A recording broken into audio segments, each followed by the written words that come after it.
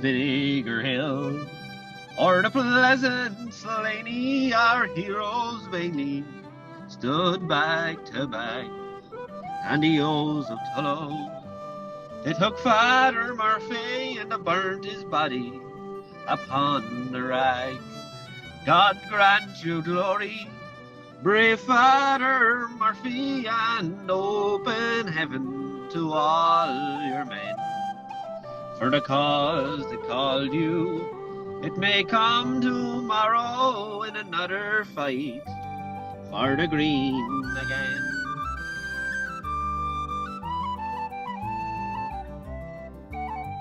This is the story of an extraordinary man, a family man, friend, businessman, hurler, boxer, hunter, dogman, fisherman, horseman, and madman. This is the story of my brother. This is the story of Karl Chalky Cullen.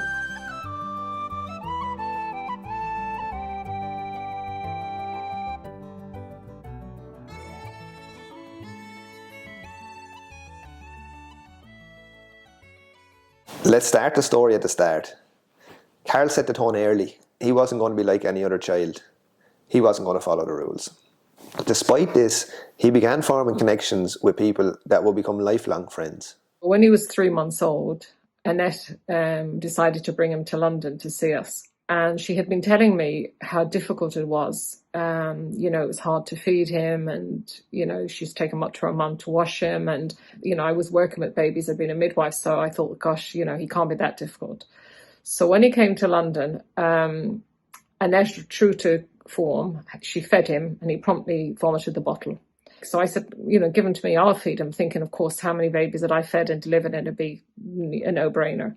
And he gave him to me, and it was just as difficult for me as it had been for Annette. So then David came into the room, and David took him, and, he was the only one that was able to feed him. From that moment on, he formed a very special bond, I think, with Karl.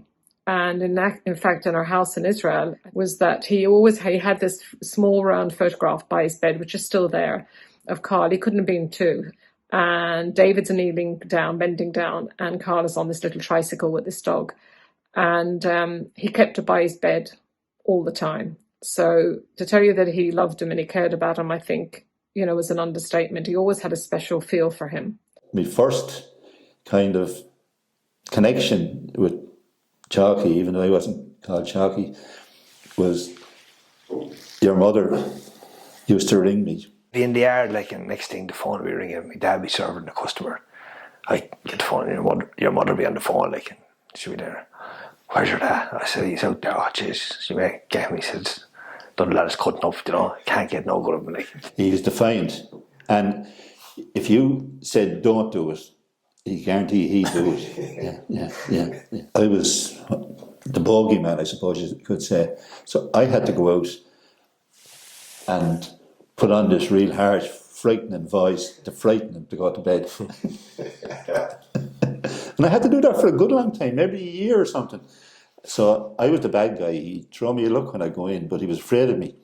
And his gas then, the turnaround that he ended up completely reversed, He was special to me, ordinarily. Yeah. She was my baby, but he was special.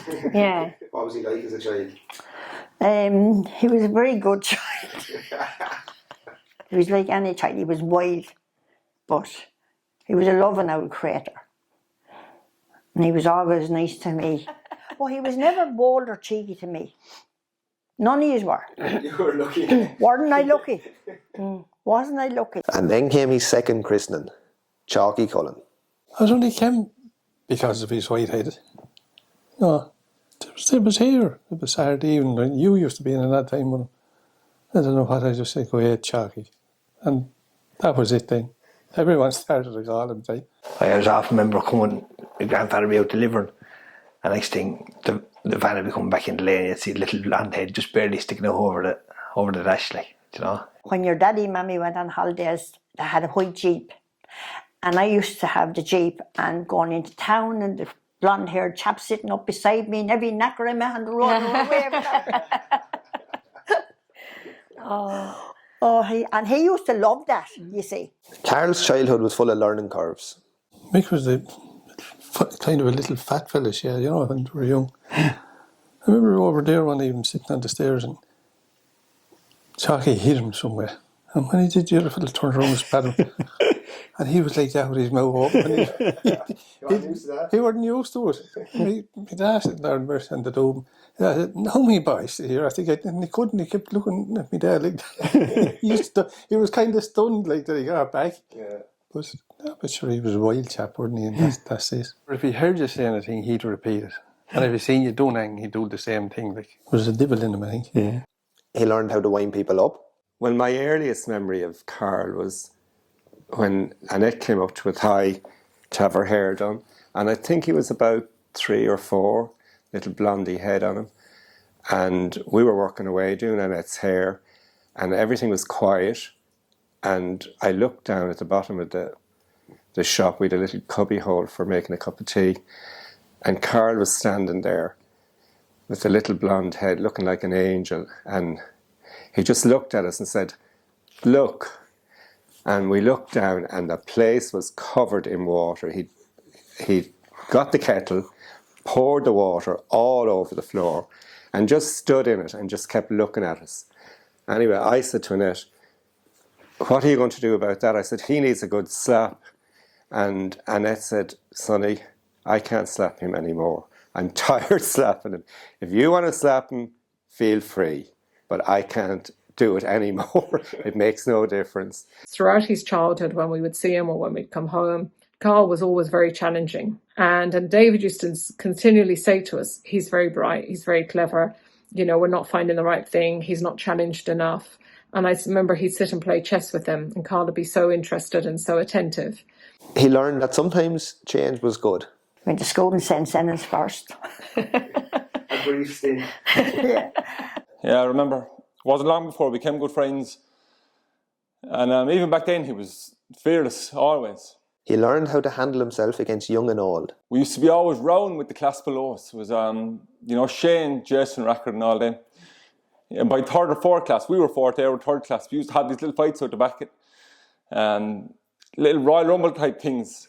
But we were a year older than them, so there were no problem to us. Except for they had, remember Big Eddie Buckley? He was huge, way bigger than all of us, yeah. Big hands on him, big shovels. He used to eat 10 Weetabix for breakfast every morning. But anyway, he was the man you had to avoid, you know. All the others were easy to handle. But we had to stay away from him, because if he got his hand on you, he'd throw you over the ditch, so he would. So Karl was still kind of established himself. He was still new enough.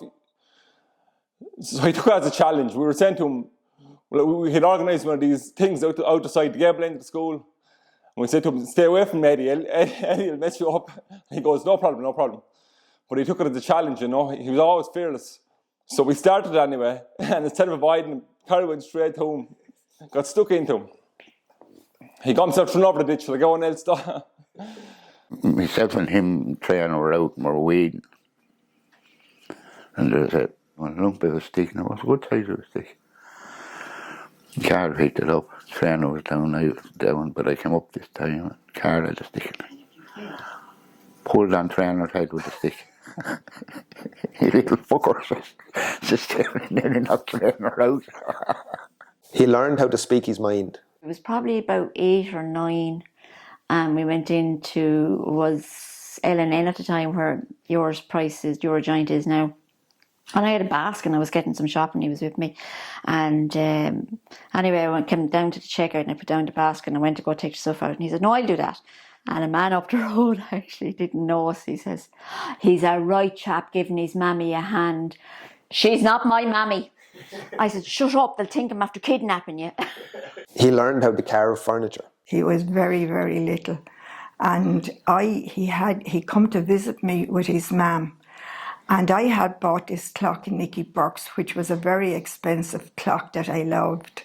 So somehow Karl managed to get his mum's car keys, and he scratched the surround of my clock, the mahogany surround, and I nearly lost it. And you can imagine the few roars I let at him.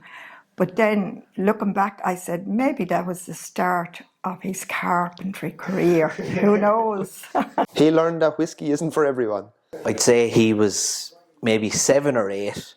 I don't know whether I was getting ready to go out or just blackguarding, but I says to him, "Do you want a drink?"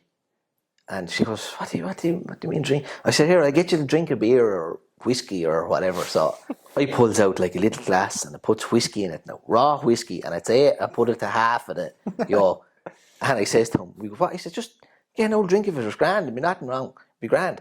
So anyway, he takes it up, straight back down. Well, you want to see him? He went to tears. He was absolutely. His eyes started bulging. He was getting weak. I was like, no. I hit the door closed. No, let me out. Out to his ma, and there was war. My ma and Annette came in, and I said, "Stop with you." He learned how to avoid punishment after causing trouble in Pat and Barney's. But then there was the other story where he was small, and when he used to come in here and he'd cut up. Oh, yeah. How did that go? Oh, Jesus Christ. So he'd come up, maybe he'd give Darren a clatter or whatever, and I said, "Right, home." Never touched him, just home. So he used to just go home. Of course, when he went home, it was, what happened? Why are you in so early? And Darren is still there, like, I didn't do anything, like, But after a while, he got clever. And this is something we found out a long time later, because the things weren't adding up, I suppose. So Karl would get sent home, but then he wouldn't appear in home. He used to sit behind the hedge in your garden. And then he'd go in after a while. So no one ever asked him why were you home so early, because he wasn't home early, but he had left here early. But not when John was in charge. Him and Darren were out on the bikes, and I told him not to go far away. They were down at the corner of Bernie's, and he'd send Darren up to see where I was. And I go back down, he's on the city. So I snaked out the back door and down by Bernie's trees. And I wasn't 10 yards from it. I was covered, like, but I could see him. Like. He sent Darren up again to see. So I said, "Darren, I don't know where you're not on the city." "Come on," he says, "we go our best." So off the takes, I leapt out over the fence, and they were nearly at Miley Lambert's. All they were ready for Kilteely, going to Mount Leinster they were. So I let her roar at him and whistled, turned around and came back. And I do it with a stick. And through the bikes, I cut the legs off down, threw the bikes down on the middle of the avenue. Karl ran his best up and got into the house. He learned how to get his adrenaline flowing. Remember the motorbikes we'd have out your house, out the back? We used to be spinning around in the garden the whole thing. And about 10 minutes or whatever, after about 10 minutes, he'd be off getting planks and cinder blocks, building a ramp, ready to go over it. None of us would go near it. Not a problem to him, though. He'd go flying over. The bike could end up at the top of the garden, he'd be in a hip. He learned how to recognise bad influences and realised that life would be more interesting with these people by his side. He used to come to me and he'd want to go to games and I'd bring him with me. And there was one time we went on a bus with the Shamrocks. He was going mad to go to the toilet. And the busman wouldn't stop. And I can't remember if it was Pudgy or Backy. Say, "Hey, Cullen, come up here." And opened the front door of the bus and pulled down his trousers, and the bus would go along and he'd pissing out the door. There's a lot of memories I can remember with young Karl, but some of them are the earliest ones, and they were kind of the funniest because we used to live in your house, because we were the main babysitters, even though we weren't really good babysitters, were we? We just kind of let you do what you wanted, especially young Karl. He didn't give a shit that we were babysitting anyway. But I remember one time we were on your little cool motorbike, and we used to tear around the tennis court on the bike, and I had him on it one day. And we were tearing up around the garden, and I had him on the back. Sure, the two of us on it, I'd say we took up the whole length of the bike. I didn't know how to work the bike properly. And I had him on the back, and there was your daddy had one of the trailers there, the big long trailer. And instead of pulling on the brake, I pulled the accelerator. And by the time I really realised what was actually happening, I said, "Karl, you made jump!"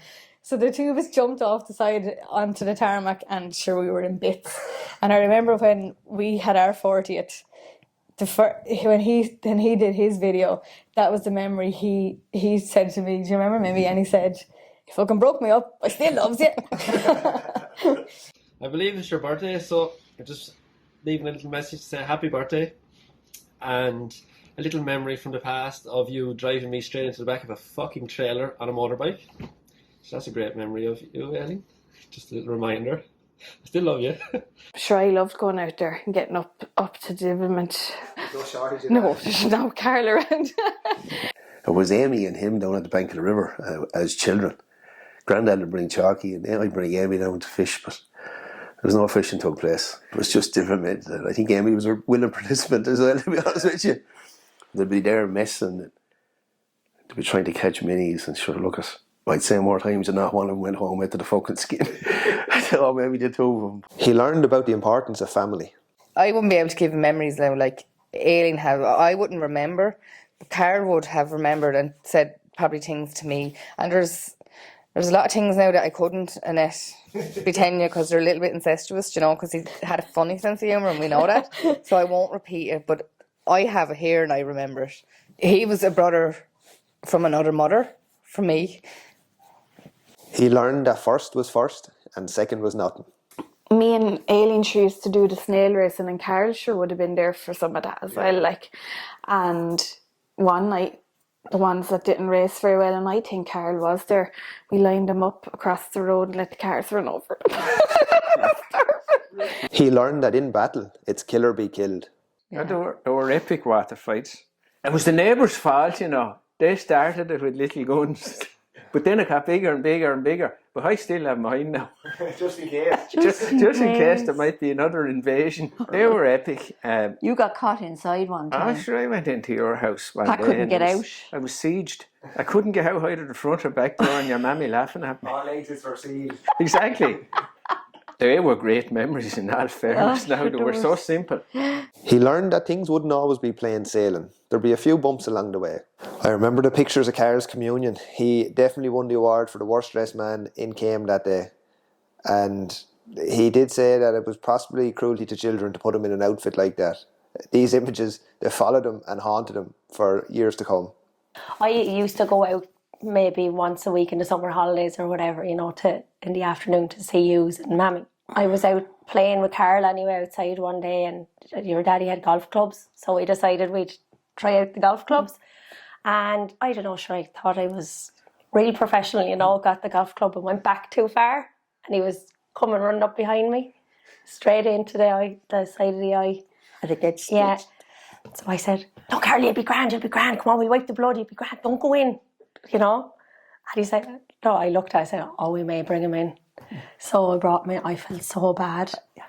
But I want to clarify, he came up behind me. I didn't do it on purpose, because he'd like everyone to believe that, just to wind me up. And yeah, sure, look, in later years anyway, we still used to joke about it anyway, you know. That scarred him for life. And at Christmas time, I don't know what age we were, very young, and Darren had got a lovely pair of football gloves, goalie gloves, I think they were off Santa. So, but Darren didn't actually end up getting them because Karl woke up before Darren and went to Darren's pile of stuff and just hand-picked out the gloves. He said, they'll do me. But we were lucky that Daddy had seen where Santa put the gloves. So they had an ordeal the next morning then trying to explain to him that I think them gloves were in Darren's pile. He learned that safety wasn't his style and rules were there to be broken. And then sure, everything went in phases. The rollerblades, the wheels just started to get bigger. Started with rollerblades, then it went on to bicycles and yokes, isn't that right? Yeah. Then it went on to Honda 50s, was it, out in the field. You remember he had the skateboard? Oh yeah. And he went flying down the road, down the drive, and luckily the gate was closed. And he jumped off, and the skateboard went across the road under the gate. And the car coming the other way. Oh, lads, when you think of luckily the gate was shut now and he couldn't get out, but he wasn't able to stop it. That continued across the road. All he did was laugh. Although Karl did a terrible trick one day on poor Darren. They were cycling around the house and they were only allowed to go one direction. But Karl, being Karl, had to change direction, ran into Darren. And Darren ended up in our trees, and one of them was after dying as well. So he ended up in the trees with the branches stuck in his body, and Karl, Pat and I standing looking at him laughing. That's quite funny now. It was so funny. It wasn't us now. It wasn't us. He learned that his pace could get him out of all sorts of trouble. But the water balloon one, when we'd go down the back field, up the back of the house, go over the field and down, there was a little gap in the ditch. And I remember you were only about 4, I'd say. Karl then would have been, he was old enough to remember this anyway, but Darren came down with me to the ditch with hands full of water balloons. I dropped you, deposited you in the middle of the field. I said, now you stay there. I said, I'll be back for you. You got a head start. So we were lobbing in the water balloons, and we hit this car, and it was fair. You could hear the bang of the water balloons, and we crying, laughing, and we could hear the brakes screeching up the road. And I said to young Karl, but even before I said it, he was running. And I said, Darren, run! And then I thought, and he was, I think between me and him, the two of us grabbed you. One of us grabbed your shoulder, he grabbed the other, and we dragged you the whole way up the field. But I don't know where he went missing, but I think it was about half an hour before I saw him again. And he learned that a good dog will always hunt. Every Saturday night without fail, he'd be on to me. Can I get your car? That's it. Can I get? So, like, what age is he? He was 15, I think. I said to him, now you can only drive it around do you know where the waterfront car park is? Yeah. Now I said you can only have it in there now, because he used to want it for you know the way he wanted it for a reason. He's up to no good, like. The next day or anything, whatever, collected could be anything in it. I remember him telling me, I'd say, I don't know, a couple of years afterwards, he goes to me. I said, I used to drive that out around the town. I said, John. I remember going to the discos. You would have been into discos with him. We were travelling up from here. He come down to me in the blue Ibiza he had at the time. Fella hopping now. Mad for action and mad for having a bit of crack. Up to the Midlands. That was good crack now. The same outfit from the Midlands, right up onto the 20s. That's right. Yeah. Blue cut jeans. That's right. Brown Wrangler shoes. Yeah. Little old t-shirt on. Yeah. Oh, some operator lads. He used to go lamping after the discos. He went lamping and we went to the disco. That's right. Yeah. We often went lamping and turned up in the Midlands for a spin to see what was happening. I was staying out with you one again. Your man and dad were gone away. Granddad was there. So we were going off lamping for the evening. George was driving the white van. We went off lamping. Sure, we were destroyed. Dropped the dogs off back at Decky's. Chalky had washing up liquid and gel in the back of the van. We got changed in the back of the van outside the Midlands and into the Midlands. Went back home then, and Granddad came in next morning. What time are you using at? I said around 11 or half 11. More than half 11. He said, where were you? We were lamping. He said, yeah, that was it then. I have a lot more Meadowlands on. Remember we used to jump the roof? Yeah. We'd be up in Coles drinking fat frogs. We'd be underage. He'd go around the back of the Meadowlands, jump on the roof and jump down to try and get in. And then when we were full age, then he just kept doing it. He kept doing it, yeah. I wouldn't mind your man on his door, knew him.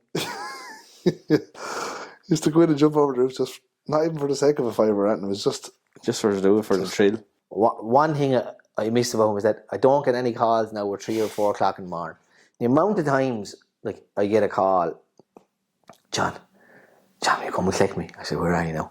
The amount of times going out to Wheelocks and bringing him and George Jacob, the two boys, and then when you're going home, you drive through town. 5 o'clock in the morning, lads, there's no one on it.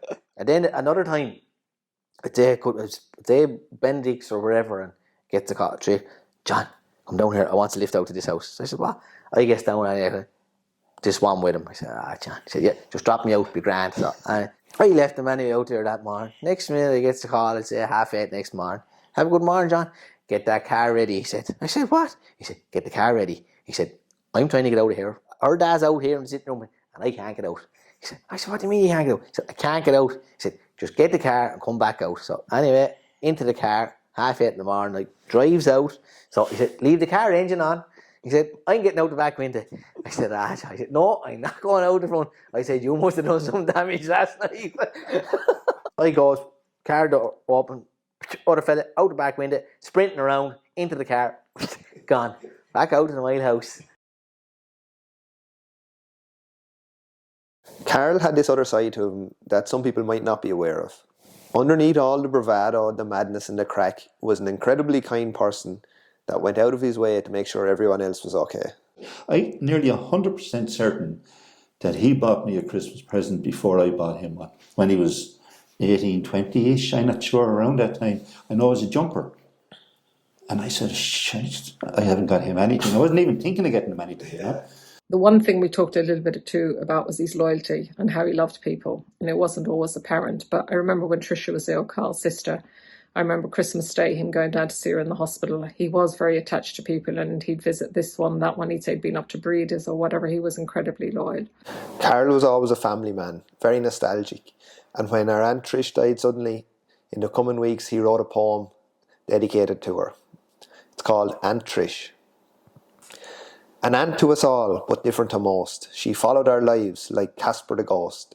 Trish, how did you know, or where did you hear? Don't worry, boys, it all happens in here. A shop quite busy, several customers each day. She gathered enough news to make the boys pay. When we arrived at the shop, a big smile on her face. Come here till I tell yous, we were soon put in our place. Now boys, I'll say nothing, I won't tell. If you help in the shop, and do as I yell. I've a job for you, but only the one. Turn 7:30, we're still not done. Trish, we have to go, we're late for mass. Okay boys, I'll soon let it pass. Charlie shouts down from upstairs, give the boys a bar and let them go say their prayers. On February 14th, 3 cards through the door. When we opened them, our jaw hits the floor. At first we were shocked, we hadn't a clue. Then feck you, Trish, we know it was you. Next was Easter, we didn't have to beg. Just run round the garden and look for an egg. We looked for one, or maybe two. We found so many, oh God help us, says Pew. Winter rolled in and Christmas came. After the dinner, we played many's a game. Cards and board games to mention a few. To have fun with Trish, it never mattered what we'd do. She really had the heart of a lion. She laughed so hard she'd soon be crying. The simple things to Trish was the best. She'd never give out and rarely protest. Godmother to Darren we often had to hear. Mention his name, she'd smile ear to ear. Very fair, she treated all the same. But top of her list is where family came.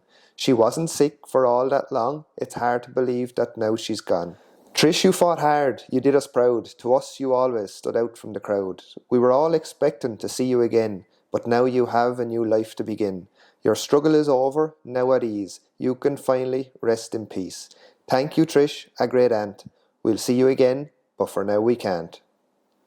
Karl said to me, if the lads find out that I was looking for Easter eggs, George and Bob Jacob, to give me, to make my life hell. So anyway, I met the two lads in the White House, George and Bob, and I told them to hear about Karl. Right? So he's running around at 21 looking for Easter eggs. I told the two lads, and the two lads gave me made a nightmare of me, you know. And he came out and got on to me, why did you tell them two fellas? Them two fellas. Anyone else but them two fellas. Them two fellas would make me life hell, says he. I have to say it, when he grew up, he always came to see me. And he'd always say when he come in, I thought I'd come up to see you in case you'd be dead or going to die. And he brought me out one night. And he said, come on, I'll bring you out. This was about 10 o'clock at night. And he brought me out to show me all the roundabout and came back in the town, let me off here. Because I remember getting on to him, I was texting him and saying, I heard what you said to Mammy, you know, may go before she kicks the bucket. Yeah. And he was sending me voice messages, saying, she's telling lies, I never said that, and denying it, of course. But then he told me, I brought her out, he said, for a spin, I went on a hot date. So he loved her. He was always kind and caring and so sincere, as so many, I'm sure, will know. And he'd call here to the Esmond Road, and he'd come in very often and he'd say, I have to check on you two now to see what you're up to. And we'd have our little chat, and then he'd go off and he'd say, I'm going home, I'm going to bed now. I think afterwards I realised just how special and unique of a person he was. I knew at the time there's no one like him. There's no one like that chap. For you know, he's as playful as he is deep, and you got to see if you were lucky enough, you got to see all the sides to him. But I think he only ever let you see all the sides if he trusted you. And I think there was a lot of times in the past years he'd test the two of us. He'd test whoever he was that he he felt he wanted to confide in, but he needed to test you first to see could you really qualify for his. I got a lot of phone calls at A night lot time. of phone calls, a lot of snaps. Come get me quick, daughter. Where are you? To me, he was a nephew. My nephew. And he was the most honest, decent, good fella you could possibly meet. Like, he'd do anything for you, which he did. Always did. And no matter what I wanted done, he would solve it, even if it was outside his area of work. He'd say, I know someone, I'll get him to call up to you, plumbing or whatever. In the last couple of years, I suppose as he got older, I saw a different side to him as well, and he a very deep side to him that I confided in him in a lot of things that for a chap, you'd never think he'd want to talk to you about these things, you know. On the exterior, he's full of smiles and full of the banter and all, and he was brilliant at that, but the other side to him was he was there when I needed him the most. You know, he'd text me, and I think it was only a week before he passed, and asking me like how Anna was, and just real thoughtful, like, you know, because your cousins wouldn't sometimes, you know, be thinking that way. And he's like, how's the child? Yeah, she'd do anything for you. Yeah. You know, for all the showmanship, there was a kind of a real side too. Yeah, no, he'd do anything for you. Yeah. Well, I tell you what he done. One thing he did for Nicola, and they're still up there actually. He made 2 lovely plaques for her medals. My dad got him to make them, you know, and they're still there, like with all the medals on them, you know. Yeah. She didn't want them done, but he done it. He done a lovely job on it, you know. He was always so encouraging. His attitude was, go for it, and if it doesn't work out, fuck it. Then when Dermot got into the videos, like Karl, I know people say you go a mile a minute. He went 1,000 miles a minute. So when you were doing your videos or getting into the video thing, it was the first thing he sent me. He's like, do you want videos done up in Westmeath, or this Dermot's getting into this? And he was so proud. I had barely bought the drone. It had only landed, like, I didn't know how to use it. And he came out to me. I told him the idea I had, and he came out then and he says, handed me a piece of paper. And I was like, what's that? He said, give them a ring. This fella wants you to do roof inspections. This one wants to know what you do, and she's going to give you a shot. She's this big developer. And I said, Karl, I don't know how to use the drone. Like, give me a chance to learn it. Oh, he said, you'll figure that out. Just give that one a ring and see what she gets you to do.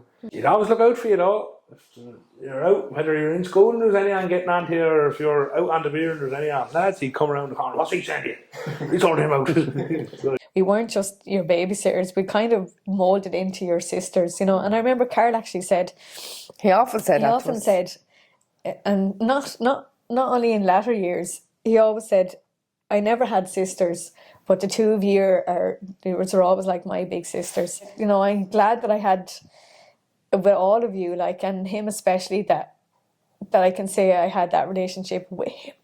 The day then I went for the operation, it was grand. It was only a 1 day yoke, so I was in and out. Sure, I went back then to the hotel and I got into the bed and he was fixing the covers and the whole lot. But sure, you know, Karl, now he couldn't sit still and I just couldn't move. But sure, he ended up getting all my makeup from Sephora and going into the bathroom, and I suppose it was nice what he did. Like, well, I wasn't really putting on my underwear and writing, I love you, me good lipstick, and then an arrow pointing here. But he was very, very decent. He looked after people very well. And I mean black strangers, people that we wouldn't even know. He was a rogue, a real rogue. But lads, he had the biggest heart. Like, he'd do anything. I often read over my messages, like, and he always was thinking about other people. And like, some people look at him and they'd never think that. You know, no one would have said, because he was such a blackguard, like, that you'd never see that side. But I saw so much of that side over the last few years, like, I had him scourged. The chap, I say, he fucking hated me, like. And you know what? One night he came to my house and it was just me and him. And I messaged him and I said, will you help me put this bed up for Sean? And he said, all right. But he came in and the sweat rolled off The sweat now rolled off the chap, and it wasn't an easy bed. Like, there was springs on it. Yeah. He stood there and he said, "Daughter, I fucking do this for no one, only you," he said. And he just stood looking at me and said, "I know." Family, friends, loyalty, and having the crack were some of the most important things to Karl. Her and him were like that. He had the utmost respect for Mammy. Yeah. And always told me that, like, even in recent times, like, you know, that he had a bond with her and it can never be broken, like, you know, so. And he had this remarkable ability to get away with saying things that other people would be shot for. I'd fight with him on nights out and things like that. And he'd say certain things to me and I'd say, "Karl, you can't speak to me like that, you know." But sure, then I get a message or a call the next day, or even sometimes a visit up, and I'd come down out of the room and he'd be sitting there waiting, you know, for my reaction. I'm like, but he'd be laughing at me. He would be laughing at yeah, but he still called up though to see what way the land lay, you know what I mean? Like, it was like brother and sister, really. Yeah. And he always told me that too. I was his big sister. Yeah, and that's how I felt too. He was like a little brother. Karl was always a very protective brother, no more so than the first day Eve arrived out to the house. Yeah, sure, we weren't seeing each other wrong, and I was coming to meet Annette and Karl, like, and sure then Darren was there as well, and sure he obviously texted Karl, "She's here, come on quick," and sure he came speeding up the drive and storming in the door, hands on the hips. "Who are you?" And I was like, "Why? What's your intentions with my brother? What do you do for a living? Where are you from? Do you love him?" I was like, "Oh my god." Well, for me, I used to see Karl on Tuesday, Wednesday, and Friday night indoors. And on a Tuesday night and Wednesday night, nobody would get served because we were always in a very deep conversation. We could be talking about everybody, everything, and it was great. So nobody was getting served. But on a Friday night, I wanted to kill him. From the day he arrived to the day he leave, because he used to give me a grueler. What would he be jeering about? Jeer about my wrinkles, that I had many. Of course, he didn't have any. He used to jeer me about my haircut, about basically everything, Yeah, really. what can you say? Honey? And you think he would stop? Like you said, never listen. And I was like, oh my God. And then that's if he wasn't taking a jumper belonged to me because he didn't bring something to go downtown, or he was unbelievable. What can you say? I used to love our conversation. I remember another time he's saying to me in one of our deep conversations that he wasn't very keen on me at the start, that I was very childish and immature. I was like, "Karl, I was only 19. Like, so I kind of was." And he goes, "Ah, no, you're grand now, though. I'm fond of you now. You're like a little sister now. Love you now." And I was like, "Oh, thanks." Yeah. You know, if he got into a topic with you and he was in a deep humour, you wouldn't be getting away from him. Like, I remember going to the beach with him one day, and fairly recently, and we walked and talked. I swear to God, we were walking one direction for about an hour and a half. The dog was wore out, and we turned around then, and we didn't even know how far we were gone, like, and come back. But like, when he gets you in that humour, he'd and you wouldn't think it from the outside, but he was so deep. Didn't matter where you met him, whether it was across the town, in the pub, or anywhere at all. It's always the same once you met him. You know, it didn't matter if it was a week or a month or a year. Like, still good crack, still, how are you this, how are you that? Yeah, no, sound. Like, done, you know, got him to do bits of work or whatever, and nothing was ever a bother. And you could, if you ever rang him, no bother at all. Yeah, sound out, yeah. Oh, what I just found, if I met him, it'd be a big shout, "Well, Larry!" And I could still hear him saying that, like, you know, as clear as day, like, you know, that's one that sort of upsets me when I hear it, you know, because I can, fuck it, it's like, you know, You can hear the voice. yeah, it's as clear as day, like, you know. He said one thing to me one day, and I thought, should I hit you a slap now, or is that a compliment? He said, "Do you know me and you and John is very the same. That's why we sticks together. And I thought to myself, how am I going to take this? But there was other things with John. I suppose he looked after him very well. A lot of people did. We started to have an affiliation with him, I think. But there's things that went on between him and John that you'll never know. Missing, I'm not going to say him on camera. But I suppose they were very close and he was very good to him. Yeah, well, he'd always come into me, and me, if he didn't this week, he'd be in maybe twice next week. Even if I wasn't killing it, he'd be into me, He'd always ring me nearly every Monday morning. Well, not every Monday morning, most Monday mornings. And then he'd ring me the weekends and he'd be up, could be in Karl, could be in Waterford. He had to be and that with the different girls. He'd ring me then, If you were a friend of Karl's, there was no need to doubt whether he ever had your back. When I went up to college, he did his apprenticeship. He went over to Shamrocks then after, but we always kept in touch over the years. Never grew apart. Last 2 years, he was calling into my apartment. Used to see him all the time. He used to keep in contact with everybody. I think he was the same with all the lads.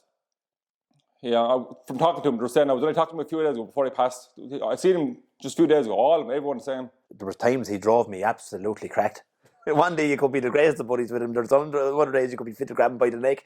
The personality himself, the friend, he was great crack, to be fair, for a start. You always had great sort of fun with him. Sure, your white van used to be the main attraction in school. There could be 20 of us in the back of that going to a match. I went out to Clonclaudio one day, there was definitely 50. So was there about 14 in the back of it, I'd say. Keep on the road, the tires are nearly flat with how many lads are in the back of it. Yeah.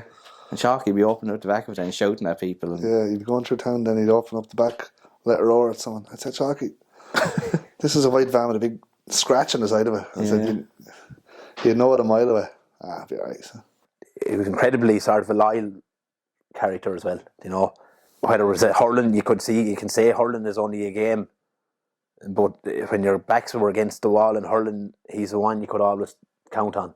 He was always there. He played behind me a lot of the time, and you could rely on him every day of the week. He'd never let you down. The way with him, to be fair, and this is where I always felt he was a great friend, was if your back was against the wall in the morning and you were in bother, he was probably the one that was on speed dial. If you were in real bother, who would you go looking for? He'd have been top of the list. When you're younger, you'd be killing each other and you'd be tormenting each other. You'd only realise when you're older that he'd always have your back, no matter what situation. And I told a good few people that going through secondary school, there'd be always lads in rows and whatnot, but no one ever came near me. And it wasn't because they were afraid of being in a row with me.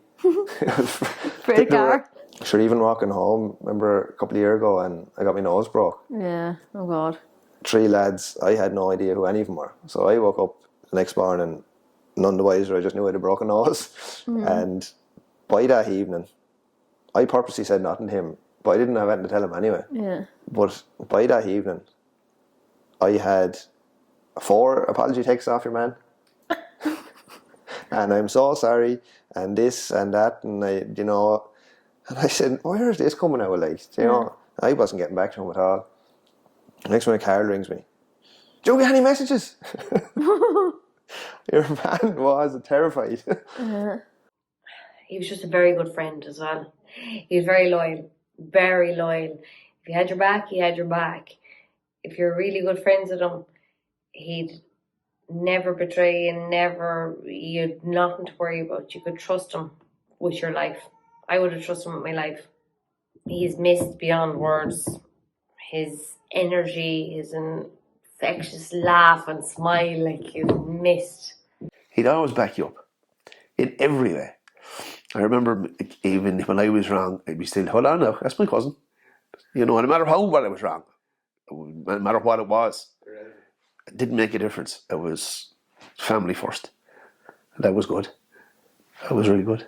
Jeez, as a friend and as a person, he was so loyal, and he was so honest, and just a really, really genuine friend. But he was so black and white. He'd shoot from the hip, and I remember talking to him one night, and he just pull you up on stuff. He just said, no, you were fucking wrong there, and no one else would do it. If things were not going well for you, like he'd pull you aside and he'd say, they're not going well, like, you know, what's going on? And he'd ask you out straight, where you wouldn't have any other option but to answer him. And like, he'd always come around and he'd say, sure, like, that doesn't matter a fuck, like, sure, that'll be sorted. And he'd bring you back, like, but like, he was just so honest. I only found out after he passed that he would have never really said to me about joining the Shamrocks. He might have said it once or twice, but not in a pushy way, like. And I didn't realise, but he'd been chatting with one of his friends, and he sent him a voice note. And if you're ever under any illusions about your weaknesses, he didn't mix his words. He was fairly honest in his appraisal of it. So what did he say? What did he say? There's only a couple of years left in that big lazy cunt. You do what you have to do, kid. Sure, the deadline I think is at the 28th of January or something. So you better get the finger out. Tell him to cop the fuck onto himself. He hasn't hurled in the last.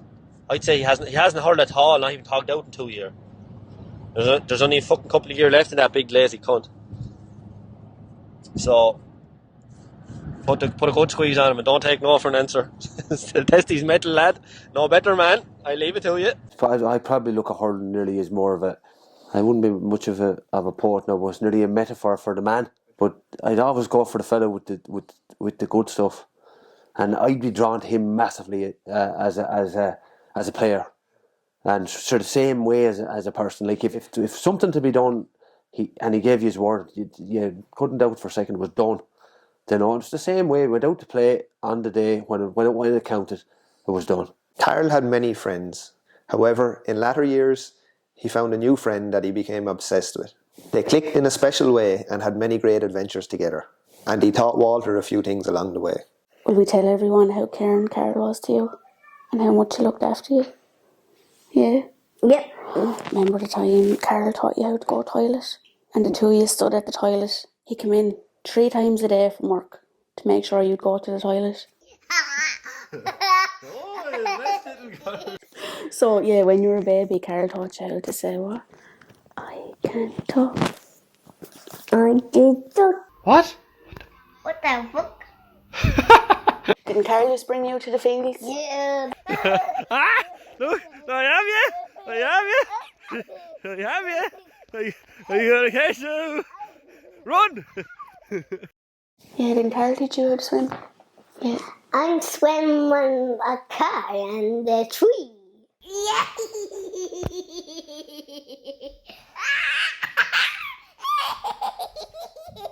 Remember he brought you to play hurling? Karl taught you to write your name too, didn't he? What? Do all on your own. Yay! Number 2. I'm. Yay! Na nagsinga And go, bye. And then go to bed. Oh, can I not go any door? Bye. No. Oh no, why not? I don't sad you do. Oh, I think you're going to be sad if I go, are you? Thanks. Then I go, bye. No, stop. Stop. Don't you love Karl?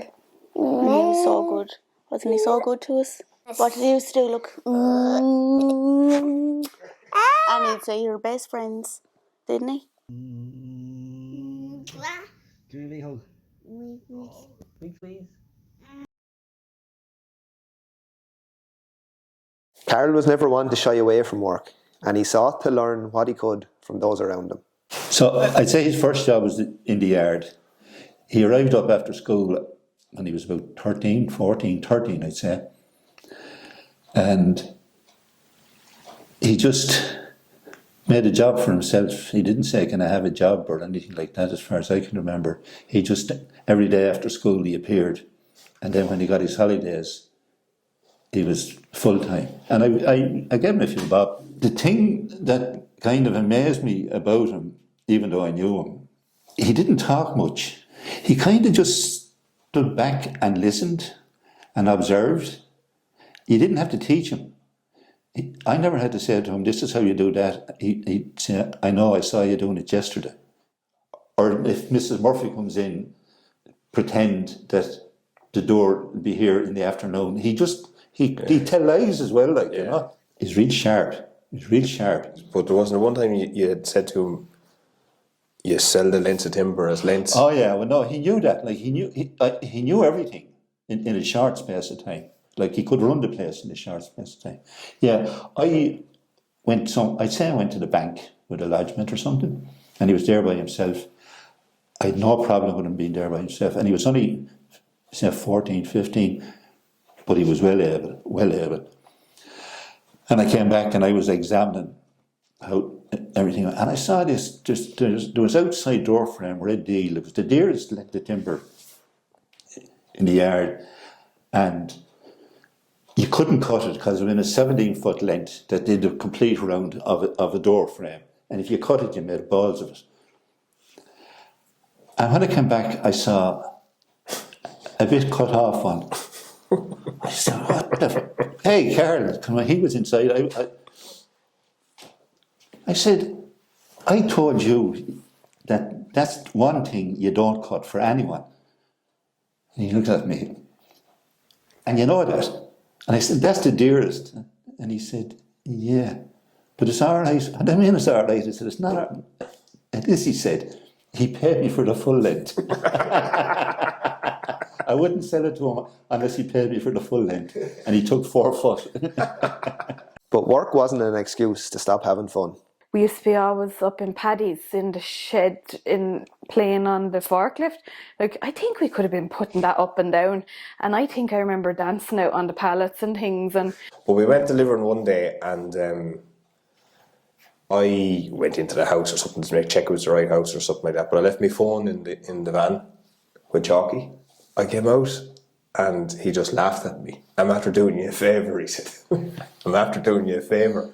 I said, what is he? The next minute I looked, my phone was going red, hopped off. He was after texting my girlfriend at the time to say, 3 words, we're finished. We are finished. And it was funny, like, and I was groveling, and he actually, I remember after, like, years later, he was like, sorry I did that. He said, I'm sorry I did that. And I was like, sure, you were only messing or whatever. No, I said, the fucking groveling I had to listen to for the rest of the day. Every Thursday, I mean. He was very good at the mechanical drawing, technical drawing, tech graphics. He was really, really clever with that, picked it up really easily. Now, I don't know why he used to come in here. He was going to school to learn this, but I think it was just to rise you, Pat. great memories is all I'd say. Very enjoyable times. And it probably helped him in what he ended up doing, didn't it? He understood exactly. He was able to read drawings brilliantly and whatever it was, but he was exceptionally good at it. I remember looking at all his fast projects he used to bring home there. They had him up in the house there, just around really. Daily. When he started his apprenticeship, I used to work with my old lad, and we used to be going up to Dublin. We used to pass by Tala, where the Foss Centre was, where he'd go training. So we used to drop him up in the morning and bring him home in the evening. So he used to be really quiet the first few days, really quiet. But my cousin, Mick Doyle, he used to be in the van with us. And I'd always be blackguarding Mick, and he'd hit him or annoy him or something. Next thing, Chalky started getting in on it. I'd annoy Mick anyway, and he'd be blackguarding, and he'd be getting mad. But Chalky, he just used to take it to another level. And then, of course, he got real comfortable, and he used to just hammer him. And there was one day, anyway, he was annoying him so much. He stopped the van, and he'd go around, and he'd pull him out, and he grabbed it. He'd make us big strong on it. And he said, if you fucking don't leave me alone. And the other lad was just laughing. He was just delighted. He said, you big fucking idiot, you get back in the fucking van and drive. Yes, I remember going up the first furniture machine he got in up in the garage up above the home place. I went up with the loader. You were there. Yeah. I said, I've no fault for this, y'all. So you book it on, He says, right. no, man, with straps around this shock. And I was like, get back out of the way. I said, these straps are not going to hold this. Man, Hawk, for fuck's sake, get her in there. And he, yeah, shout then. I was telling you now, get back, this shock break is going to, all right, now we push her in now. Now, that's the finest now, he said. What? Gone. But there were some things he didn't have in abundance. And patience was definitely one of those. Then sure, when he started working at home, he had these containers out in the yard for storing timber, like. Mm. But there was one day he needed to give you a hand lifting this or that, so I went out with him and we were in the container and he had about 25 to 30 sheets, full sheets of timber. And of course the one he wanted was 3 or 4 from the back, like. So he didn't really have much patience or want to do things like health and safety way. So he'd say, you stand there and I'm going to tip him up to you. And he said, just hold him and I'll get the one out then. So that was grand, plan sorted. So up he gets with the first one and I'm balancing the shock dead straight, grand, and second one, third one at a time, like. But sure, I'd say we got 15 into it and 10 more to go. And he just, fuck that. And he pulled, say, 10 of them just back a couple of inches, you know, to try and get out that one he needed.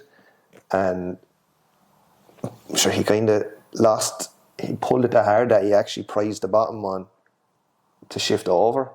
And the way it toppled. And I was holding these 10, and next minute, the next 15 came in one go. And sure, as soon as it moved a millimetre, I was pinned against the wall. And I was screaming at him. The timber was digging into me thighs. And I was just trapped. And I said, get him fucking off me. And he started panicking. He said, oh, fuck.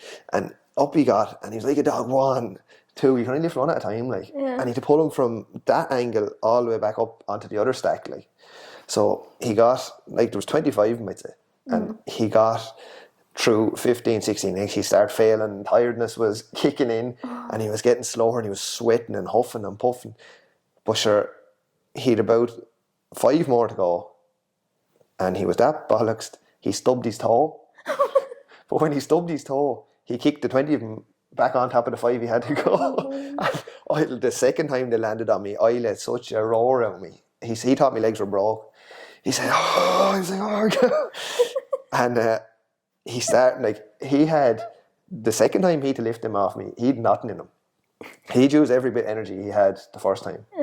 And he started again one at a time. Like this.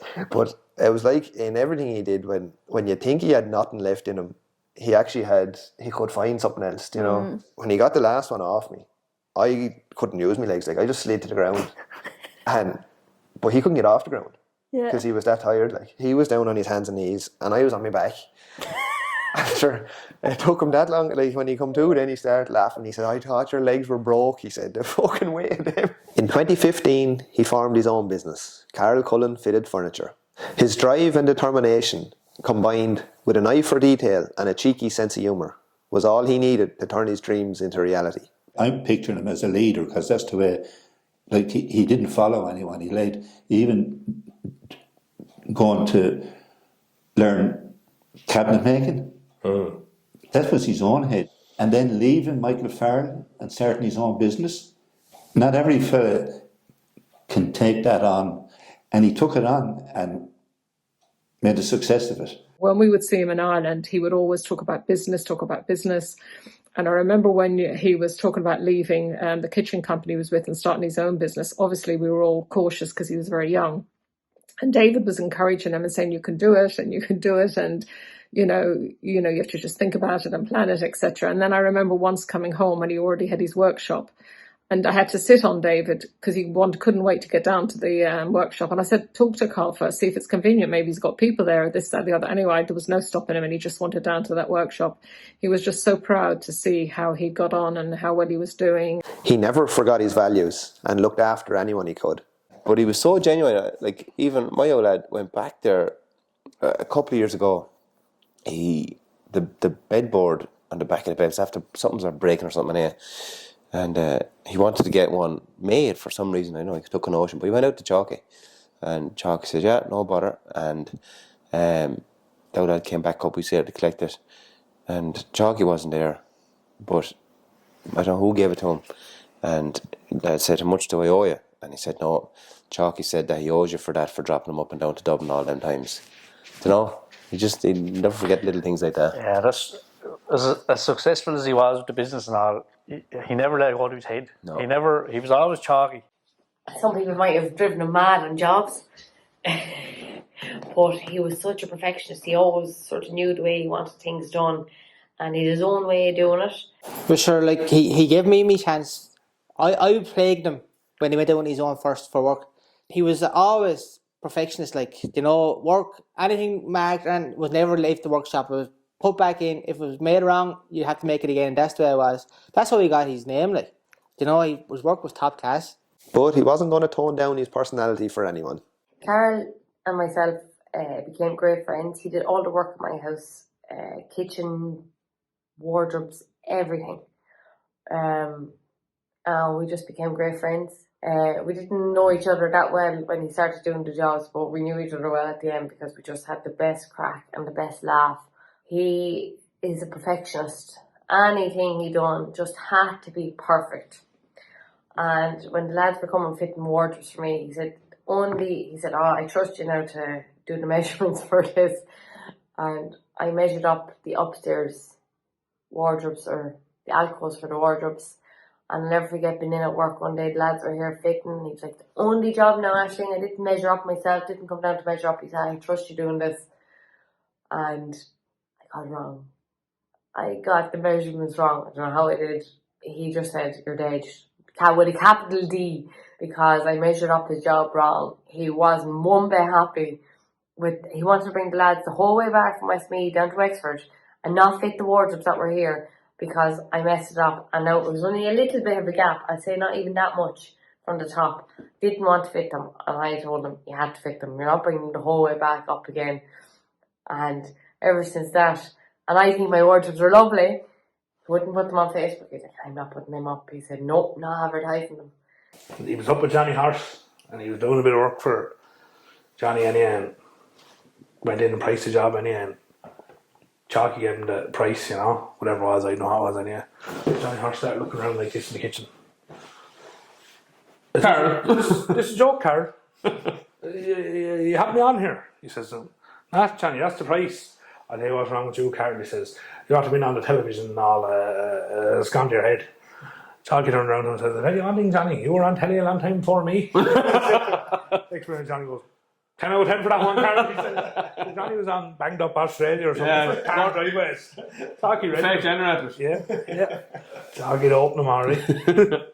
He wasn't going to take no for an answer. I remember when he started the business first, he was a sort of a traditional kind of character. Like, he was old school a bit for a lad who was obviously relatively young. I remember saying to him at one stage, I said, did you try LinkedIn? He says to me, what's that? What's LinkedIn? And I said, it's kind of an online sort of social platform, a social network for businesses. I said, it might be worth your while getting onto it. I said, you might get a bit of work out of that. So on he went and he set up this LinkedIn account. He must have pestered every sort of project manager in the country anyway, I'd say, privately with messages and so on. But within a month, anyway, he says to me, he could come back and he says to me, Bob, and he says, what's that? And he says, I'm the LinkedIn king. Yeah. I'm the LinkedIn king. I says, why is that? He says, I'm getting work everywhere on this LinkedIn. And within 6 months, he had gone from LinkedIn to Dermot Bannon. You know, he was nearly on RTE, so...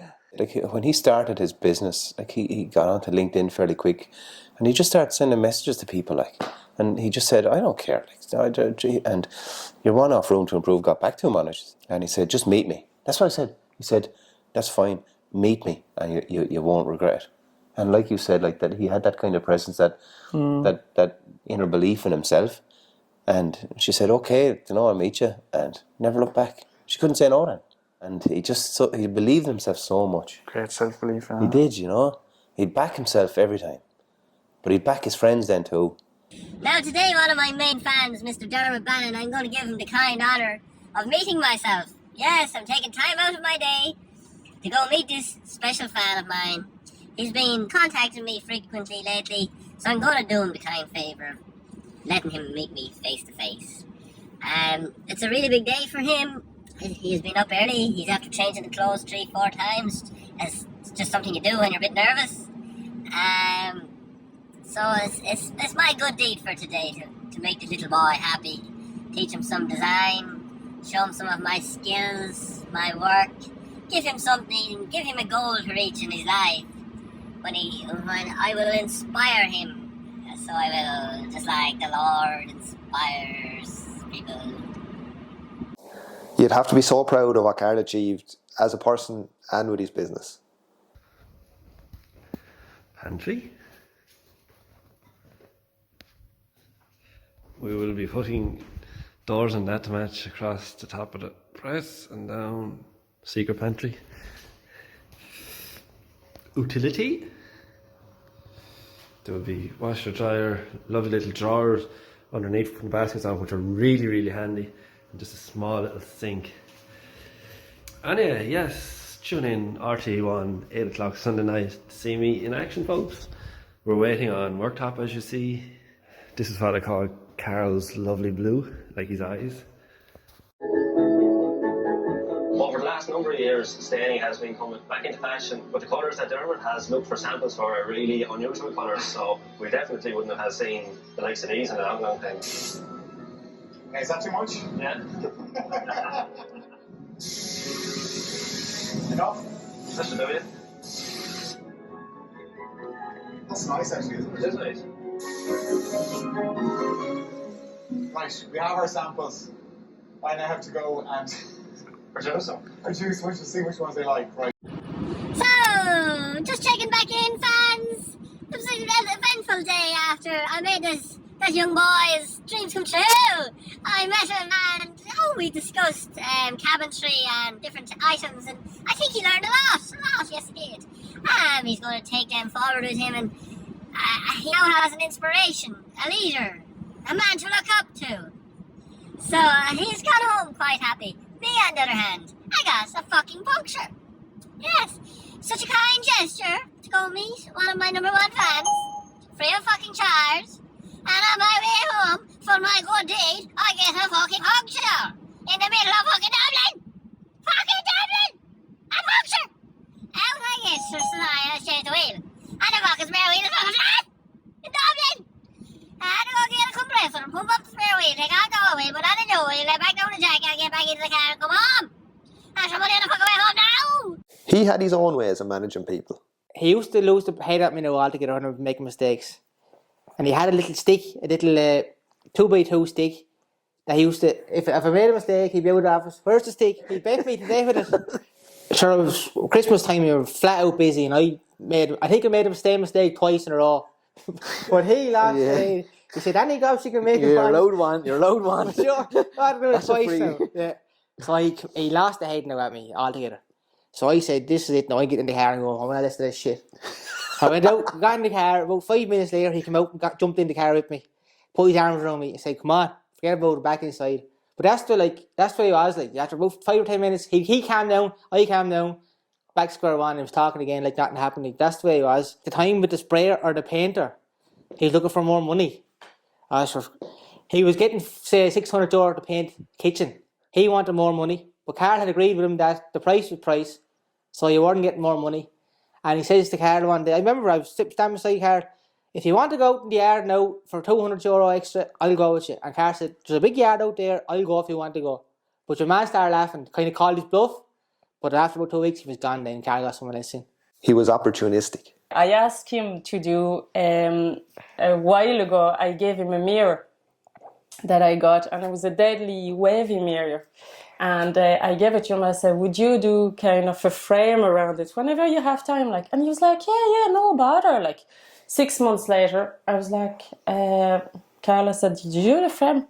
No, he said, I actually like your mirror and I think I'm going to keep it. And I was like, you're joking. And he's like, no, I'm not. And another day I went up to the office and my mirror was still there in front of his desk. And he was like, no, I just like it there. So I said, am I not getting my mirror? No, you're not. I said, that's all right. Then let me go back to IKEA and get another one. Because he wouldn't give it to me. And I'm sure. Took the mirror. Don't give anything to him. And I'm sure it's still in his office now. So during COVID, level 5 lockdown, he never really liked following rules. It was level 5 lockdown, 2 kilometre radius, no one to be working. He was never as busy. And he could go on one day, he could be in Westmeath, Belfast, and Galway pricing jobs. And back he come, and he'd be that old-fashioned at times, he wouldn't have a clue what's going on. Yeah. And he'd say to you, why is such a place closed? I can't get doors or worktops or whatever I need. And we said, hey, the whole place, the country is on closed, like the guards everywhere. I was wondering what they were doing all right. There was no level 5 lockdown with us. We worked round the clock. If there was money to be made, he was making money. I know, like, his kindness, he was so good when it came to his work. He went above and beyond. Like, he did an awful lot for people without charging, and like that he should have charged. And he did an awful lot like that. When that DIY SOS contacted him a month before they needed a kitchen, and the producer contacted him, and I remember, I think it was a Saturday they contacted him, and I think they left him a voicemail that they heard about him, and that he was very good and whatever it was. I remember him telling me this, and he rang them back and he told the producer, now he came to the cream of the crop, and it was so funny. I remember thinking, you did not. And he said, yeah, it did, and told him that was short notice. He did it for nothing. He didn't even question it. He rang them back and he told them, like, came to the cream of the crop, but he didn't hesitate in saying, will I do it, won't I do it? He did it. But sure, even in with his company, like, do you know that DIY SOS? Do you know, like, as soon as he'd hear a story about someone actually in need, there'd be no doubt about it, like, that he'd do it. And the amount of friends and family that he did work for, and sure, they often said it themselves, like, that he didn't take a quarter of what he should have, like, you know. Yeah. Even the door handles, your mommy loved the door handles on the kitchen. And like, they were more expensive ones, but he said, no, they look better, so you're getting them. And he just came back with them one day, wasn't it? Yeah, he took great pride in his work. When I think of him, you know, when he was older, all I can think of how obliging he was, you know, when he did the work here. And he was so particular, even down in the little barn when he was doing the work, the walls were all stone. And I remember he tried to cut the wood to match the stone, and I kept saying, just cut it straight, it doesn't matter. And no, he kept at it, trying to do it. And like, nothing was too much for him to do. And he was just so obliging, which I found unusual because most tradesmen don't bother. But no, if there was anything he could do for you, he did, you know. So he went from being the little demon to to be really obliging and whatever. When he did Darren's kitchen, and Maz and Darren told him that he loved, like, in particular Maz, when she told him she loved the kitchen, loved the great kitchen, he was absolutely thrilled with himself. Just, he was delighted when he said that she actually loved it, because he put a lot of thought into it and doing it, doing it for you. But I think Maz told him she was just delighted, and he was in his element.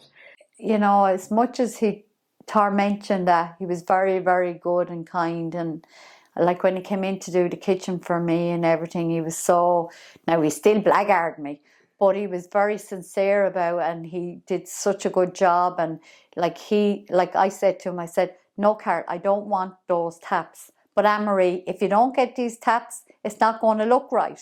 But I don't want them, Karl. So he tormented me to death till he got the taps the tap he wanted. So I had to make do. Same with the sink. There was a couple of things after. I think I had trouble with the tap, and after, and straight away he'd somebody out. Like, you know, it didn't matter that, like, sure, he gave it to me for half nothing. It didn't matter that it was his cousin. He'd someone straight out to deal with it, like. And I think I'd picked my quartz. Again, he told me to go to your man in town, and because I mentioned Karl's name, he gave me loads off it as well. Just really looked after us. I went out and I picked this colour, and sure, it was terrible against the quartz. Like, he just brought a colour, and the minute I saw it, sure, that's the colour that's on it now. Do you know, the minute I saw it, he knew exactly. Sure, I was miles off. He knew exactly the minute he put the colour to it was perfect match. So yeah, it's great to have a piece of him here, like, do you know? Like, he was so good. He gave everyone his time. Like, he was so helpful to everyone.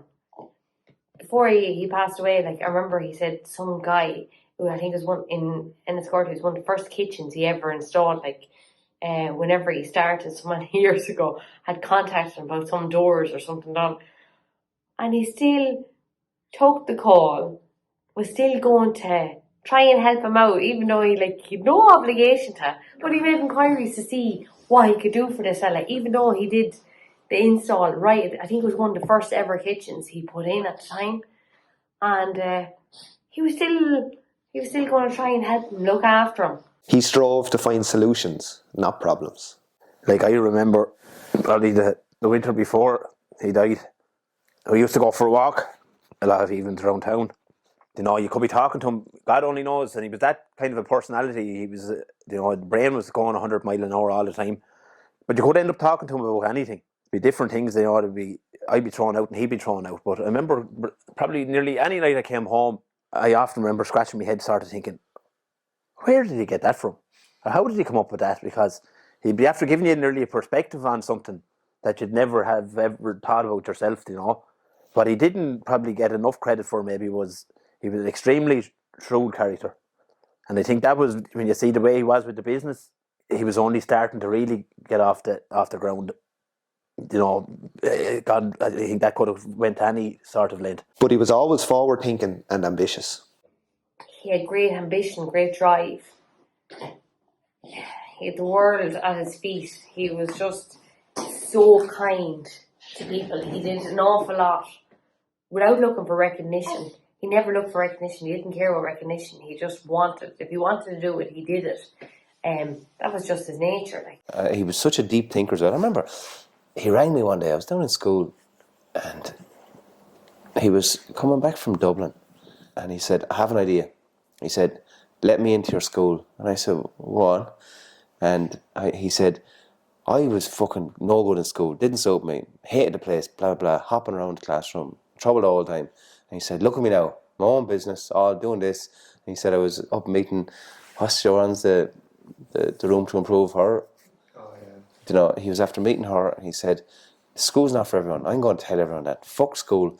And if you go with what you're good at, and it's not always about the study and all this. And I'd be fairly that way, there's apprenticeships, there's loads of different options.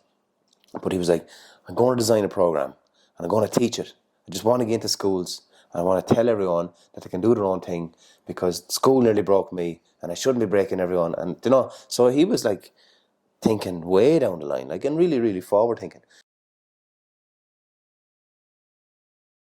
Karl was super competitive and sport gave him the opportunity to go toe-to-toe with opponents and express himself without getting in trouble, most of the time. His early years were spent honing his skills in the back garden with Uncle John and then on to Paddy's yard. There were four of us, Karl, Darren, Dermot and myself, and Dermot. I'm playing with Uncle John, Karl and Dermot play, so we had no goalie. So Karl was kind of marking me, but I used to maybe pass, once I passed Karl, Darren would have to come to me, but I used to throw the ball out to you, Lou, you would stick it in the back of the net.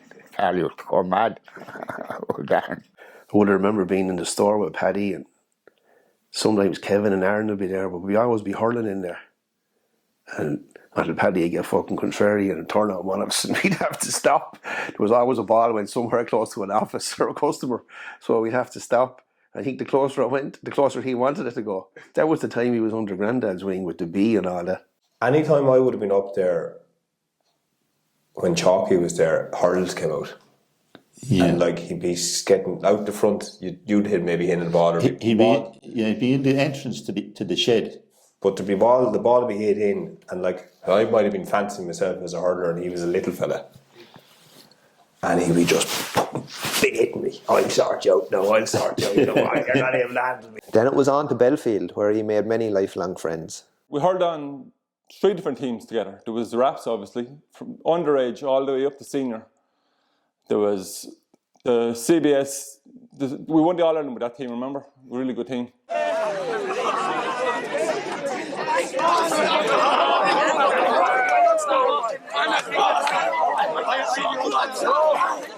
And the Record League, when we were in Cam, I remember the Record League, we had a good team, Cam, Ballantyne and Kilhealy. We got to the final, and St. Aidan's got to the final the same year. So we ended up having to play against all of our own teammates. Courtney, Frano, Peter, Dick. So it was awful. They would give us threats before we had to play them. It was terrible. We bet them after a replay anyway. We couldn't go back out training for about 3 or 4 weeks. His talent was clear for all to see. I'd say, I know, myself and Chalky started when we were 12 together, I suppose, but all the way up, if I was playing well, Chalky was playing well, or if he was playing well, I was playing well. We always hurled well together, like. Yeah. And sure, the best 2 points I ever seen him score were in an under 14 county semi-final. It was a draw up in Patches Park. We're hurling, I think it was St. Martin's. And it was like what Henry Sheffield did. He caught puck out, went to the left hand side, struck one over off the left. About 2 minutes later, it was identical on the right hand side. Another one, caught another puck out, struck it over off the right. He was cutting Kieran Power in toe that time. Remember that? I keep work. Yeah. I hurled with the school now. We had a right old time hurling with school. We got to the All-Ireland, and sure, every night after that was up to the Meadowlands on a bus as well with Chalky. He was in his prime that time. His aggression, will to win, and kill or be killed attitude was also clear for all to see. He was deadly a hurling if he wanted to hurl. Like. Then when he wanted to stop a lad, that was it. Standing back, lads, and he'd hold the hurl halfway down by him. He'd get him with the butt of the hurl and then the bosh of the hurl. You know what was going to come, but you didn't know what end of the hurl he was going to hit you with. But then by the time we got up to minor, we started to see what Karl was going to be like as a hurler then, you know. Rawness started coming into his game. I mean, he was brilliant, he was really good, skillful, fast, everything. But we started to see the rawness, he had that dog in him, you know. I was hurling centre back, he was in full back at this time, and I was at more risk of getting a smack from him than it was from one of my teammates, because he hated being in full back, he wanted to be out centre. And I remember a game out in Rathnure, a league game at the start of the year. I had to get stitches in my hand because of a smack he gave me. I still have a scar. I went up for a high ball, he used to come racing out and clean everybody out of it. I went up for the high ball, came back down, my hand was gushing blood. I turned around, he was there, oh sorry him. You got me away, what? I remember effing one day in Belfield against Cranford, and he was hurling midfield, and it was this big monster of a fella hurling on him. Chalky was doing okay on him because he was a good hurler. The next minute your man pulled on him. He hit him up under the soft part of the arm and he tried to catch the ball. It was a really dirty stroke. I went over and I think it was Damien Mann came running out onto the field and Skinner Welch, and they were giving out. And I told him, instead of giving out, maybe he should just go back to the line and let him look after it himself, because I won't be doing anything about it. He's my cousin. So I went up to the chap from Cranford and I said, look, it's a practice game. Maybe just cop yourself on. But what was in my mind was, Chalky, I hope you break him up the next ball come in. So I went over to Chalky and I said, I've done you a favour. What's that? I didn't send him off. Thanks. The next ball came down, I think he opened him at the back of his head, helmet, the whole lot. And then Cranford started getting on to me. I said, what do you want me to do? Oh God, it was priceless. Came over to me afterwards. Jack, thanks for that. But that was what? That was only a practice match. But it was always kill or be killed. This time we went to Inishdeeg. They played a rower. And Kieran Joyce was playing centre forward for him. Now he was on county teams, he was minor All-Ireland winner, under 21. Anyway, big man, big hand. We were all hungover. I was one wing back, Chalky centre back, Becky Barron was the other wing back. And first few puck outs anyway came down on Kieran Joyce. Up he went, caught him, scored a point, caught the next one, set up a point. Third one came down. I don't know if he caught it or whatever, but he got it. Chalky fouled him free in. So I went over to Chalky and said, son, you may do something, like, what's fucking going on? He's trying you. And he just looked at me like that. And that was it. Just stared at me. Anyway, next puck out to come down on Kieran Joyce. I was coming in looking for the break. And I saw Chalky take 2 steps back. And he connected with this ball and Kieran Joyce's hand.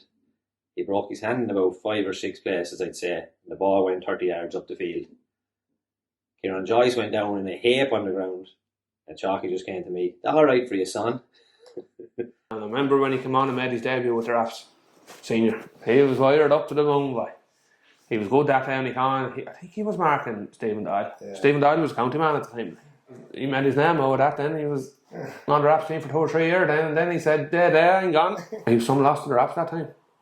He always said he was going to join the Shamrocks. So he says, I'll hurl a year too. I'll finish minor and under 21, I'll hurl a year, senior or that, and then I'm going over to the Shamrocks to be real friends, he said. One was we went to Cork for the weekend. Adrian Fenlon, John Barron and Ronnie Furlong were over the team. We went down to play Douglas, who was under 21, and Owen Cadigan was playing at the time. After we were getting the shit hurled out of us, and started going dirty then, and they all got called off. Pat Quigley and Dickie Barron started a row, so the match was abandoned.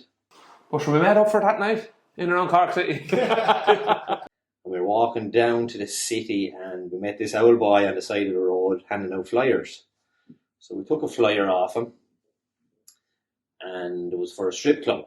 So he said, follow me and I get you in for a free shot each. So we were delighted. But anyway, we were in there about half an hour. We were all at the bar. We didn't know where to look. There was women everywhere. And there was a bit of commotion over in one corner of the strip club, and we hadn't a clue what was going on. We saw the bouncers rushing over, and next minute we saw 2 bouncers heading for the front door with Karl up in the air, legs going, kicking 90 miles an hour, and they fucked him out the front door. We were like, oh, what is he after doing? So we all went to the front door, and the bouncers were saying, no, he may leave unless he gives it back. And we were like, what's he after taking? What? Like, tell us why he's after taking. And next minute, Karl whips out this lovely red piece of woman's lingerie, and he was dangling it like this in front of the bouncers. Come get it, he says, come get it. And the bouncers made a swipe for it, and Karl pulled back. Too slow. He was wanting them to chase him, but sure, they would have never caught him. He was too fast. The next morning, we were all dying on the bus home. Actually, we were just chatting about the previous night. Next minute, Karl whips out this piece of lingerie out of his pocket. I brought a souvenir home with me, boys. Yeah, he was a good hurler, but it was like it's more endeavour really than anything. Like, like the world is full of stylish hurlers that won't go to the ball, like, but 150% every day, and you know what you get. And didn't care who he marked. Like, he marked county player one that he was 17, and it's the shoe mark him, you're as fast as him, whatever like that, and just stick to him, and sure, that was it. Like glue, pull high, pull low, pull often as well, didn't it? Yeah, didn't care. Just I'll do that, yeah, no matter. And I lost to the club when he went across the river. Next came the big move. The draw of playing hurling with family under the hill was too strong to resist.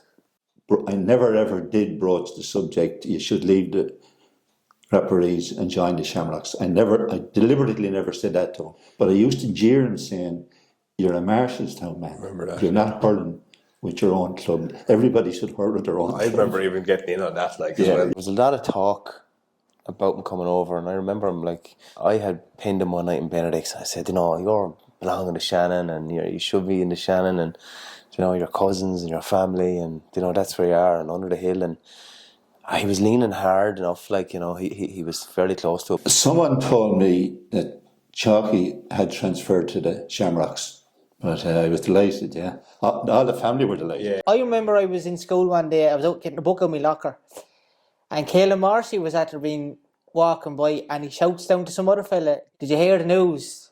Chalky's gone to the Shamrocks. I was like, no, this is bullshit. We've been going on for years trying to get him over. Yeah. I rang him when I went home from school. No, I'm not going over. Never told me nothing. Yeah. Kept it quiet till the yoke was signed. Well, I remember before he came across too, I had to call next door. You called in, did you? I called in with the transfer paper. I remember driving up to the house, knocking on the door. I said, well, Annette, because Jackie told me she's not happy, like, she is not happy. So she's just, remember, opening the door, I know why you're here. That's all, nothing else. And I said, that's right, he's in there. she went. Oh, jeez, she couldn't think of me. So I went in at it. We were talking for a little while, but he committed and he signed the papers. And there was a bit of hassle over him getting the transfer at the time. There was a hold up on the bloody thing, and maybe the Raps were trying to block it in a nice way now. Yeah. I don't know, but he was blocked anyway. And there was a big county board meeting, and where was it? Belfield. He'd no real qualms. He liked the Raps, to be fair to him, and he liked a lot of the boys in the Raps. But he was mad to hurl with probably his own crowd in the Shamrocks, to be fair. And like, in fairness, the Raps thought high of him. Fenlon was a big fan of him. Yeah, a big fan of him, and he was a big fan of Fenlon's and Skinner West's. Yeah. And Trefeno over here was after putting big pressure on him, probably Skippy too, I'd say, to keep him, because they knew they had a diamond, like. He got on well with Fenno too, didn't he? He did, like, in fairness to Adrian Fenlon, like, and right up to the very end, like Chalky would have said, like, he'd still be good friends with him, and he was a mentor, you know. He had to go in and as a chap and into the meeting, up to the meeting, no bother. He spoke at the meeting and walked out and got it over. He came in 2008 and had an idea what we were getting before he arrived, because I remember probably the one that sticks out in my head from the early days was 2005. Probably 15-20 minutes gone in that game. With Owler and Raps, it was a county quarter final. I remember seeing this lad going up and down the field in front of me warming up. This fucking lad with wild eyes and shiny teeth, blonde head of hair on him. You could see the Dobbs leaping over. It was the time he was 17. I remember thinking to myself, where in the name of God are they going with this lad? And then they brought him on. I didn't know where he played or what his position was really. And I see him going in, wing back. And I seen him going in on Stephen. And I remember even thinking to myself even more so, what in the name of God are they doing putting him on Stephen Doyle? And there was no one able to handle that here. He was doing awful amount to hurling for Owler. He's completely tied up, Doyle. He's probably the top forward or top club forward in Wexford at the time. And he'd buy and sell you up here.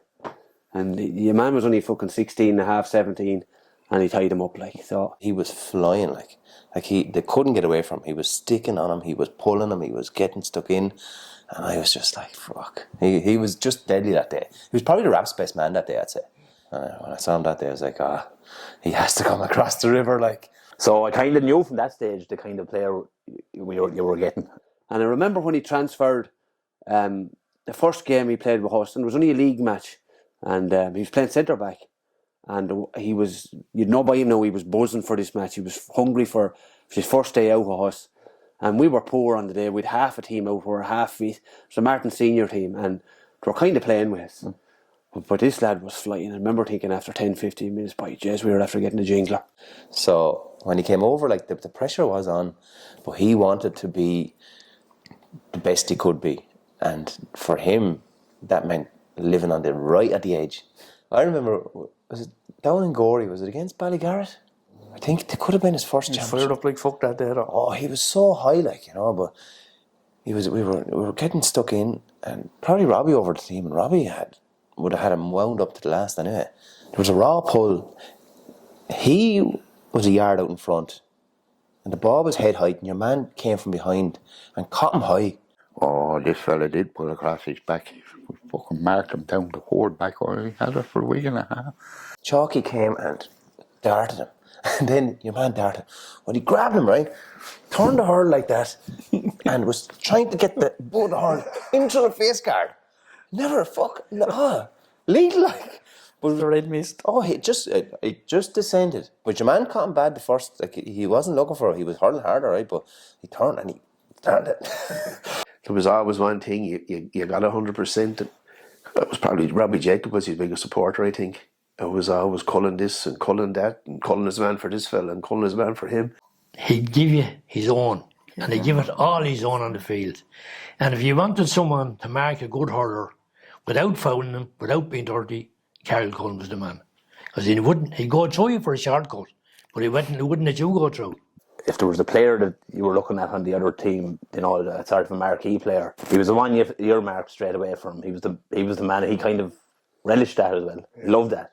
The bigger the day, the better he was. The big days were the days he was probably at his best. For a period, we were middling. I'd say from 9 to 12, we were average, Bob.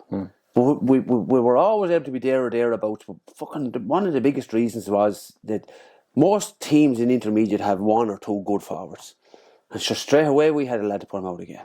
He had the legs, but he had the mentality, he had the brains to do it as well, to be fair. He had the discipline to do it, and he loved the challenge of it. So I think he was a deadly player myself. I thought he was an awful good player. And we had a period of what you'd call relative success. For the panel of players we have for a small club, we probably overachieved. And we had different key men. But to me, anyway, and I'm not just saying it because he's not here, I think he was the number one key man. 16 points. This is Willie Wiggins saying goodbye to that team.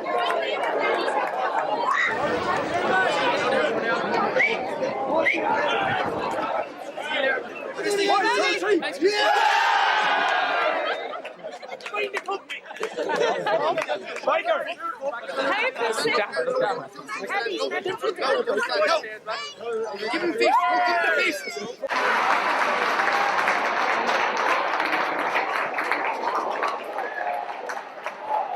If you wanted to hurl, he'd hurl all day. Like he marked some of the best that we came up against. He made my life quite handy when I got a bit older, because I was on the other wing, he was on that wing. Yeah, and Cullen always got the hard job. Yeah. I got the he got, what would you say, Atkinson against Bunroley in the county final. That's right. I got shipped over onto Virginia to a lad. I was delighted. If you go back over the big games that we'll say that we played in the big games, the times were relegation finals as well. In 2010, Peter Atkinson was involved with Wexford at the time, and he did a good job on him in the county final, even though we were beaten. And in 2013, then he moved in centre back, and he came up the field and scored a point at the end of it. It was a massive point because we were playing against the wind.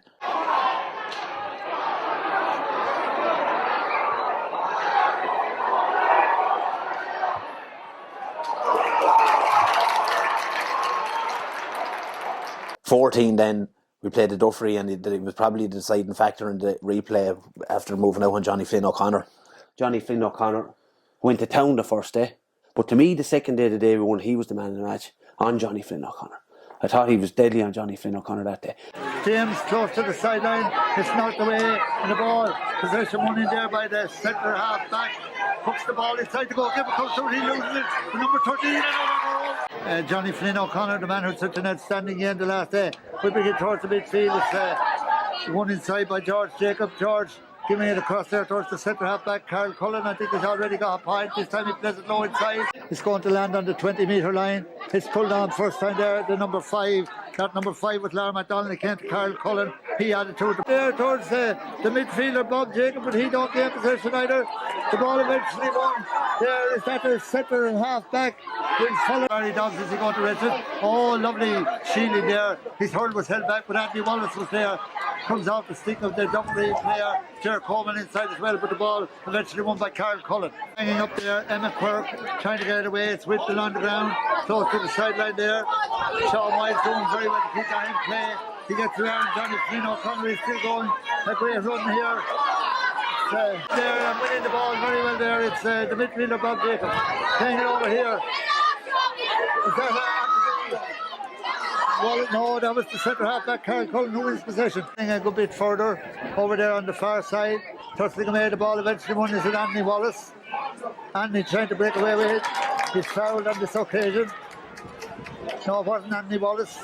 It was the centre half back there playing at midfield. Karl Cullen who won possession on that occasion. There's the ball eventually won by Bob Jacob, is it?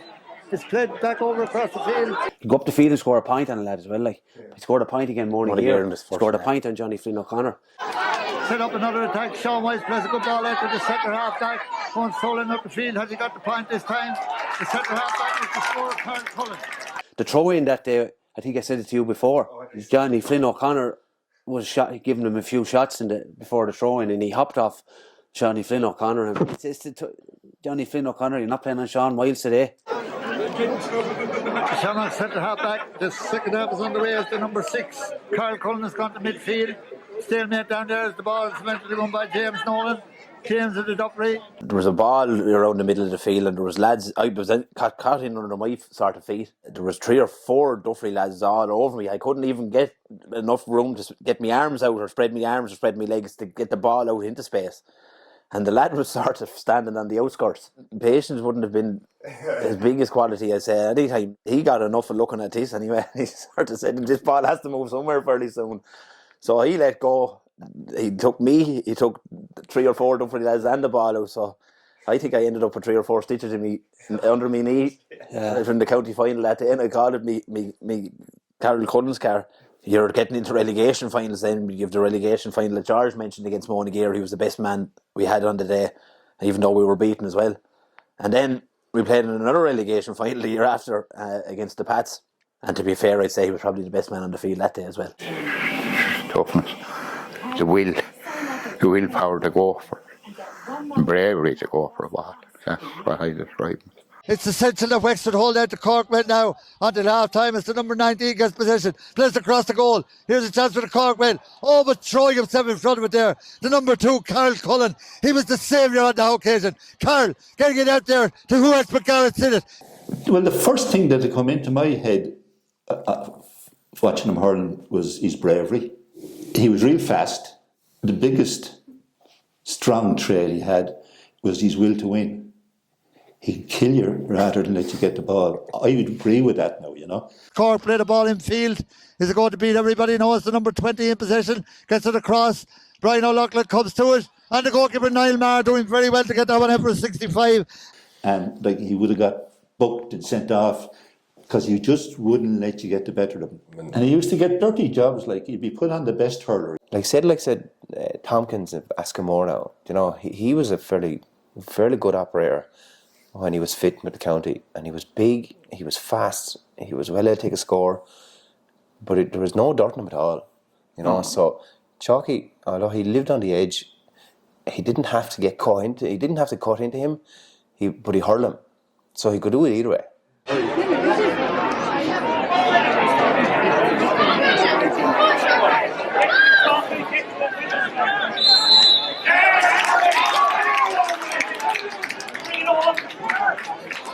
I can remember marking Jack Guiney down there. He bet him around the field. Could have been a semi-final. The year we got to the final, I think, down in New Ross. He hurled him off the field, didn't he? Jamie Ricky was telling me, he said, lads, we're hurling shot, I just hate marking. Yeah. He said, you can't get away with him. He's fast and he's raw, he said. Yeah. He said, if the ball is there, he said, he said, even if the ball is not there, don't make a difference. To be fair, when he was on, you'd before the game or even in the early part of a game, you'd smell it off. Yeah. You really see the intensity in him. The hair would be standing on the back of his neck. And the pace then to go, this lad would be flying. I mean, I just think towards anyway from the falls over his hand, comes to Chalky, Karl Cullen. Karl is wound up here now and he's fired up for this. Giving Keogh. The ball breaks to Chalky Cullen. Chalky does well to pick it up on his left hand. And he's fouled as he goes to strike it. But Tony using their body here today. You'd nearly know by him after matches. Some of those games he'd be still high. Yeah. He'd be high. He'd nearly want to be annoying you, sure. Hanging out with you and biting you and boxing. Yeah. And he'd unbelievable for a little light lad. He'd unbelievable strength. Like he's a very light from the hips down. The thin legs, it's hard to believe he was so quick. But from here up, he was desperate strong. He had a pair of arms on him, scanned. He'd catch it by the neck and yokes, kind of wrestling with you, headlock and yokes. Lord jeez, the power of him, he'd half break your neck. Even after matches, he'd be analysing it. Yeah, and he'd be talking about the match. You know, if you were with him that night, now it'd be heavy conversation on the match itself and different things that happened in the match. He's probably one of the best I've heard of it. He was raw, but he was able to hurl too, you know, that kind of way. Small ball stretches well down to Keith George, like pushes for it, blocks this down, so it breaks them over. And Corky comes in over the right screen there.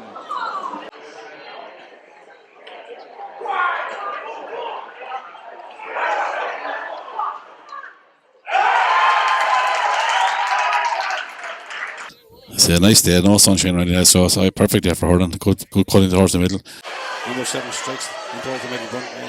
Come on there, struck first time there by Chalky Cullen, a great pull by Chalky.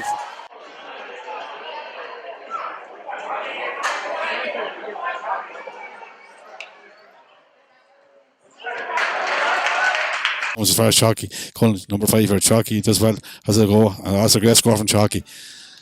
Good for a score to win most games there, and attacking kind of a half-back. He was red raw.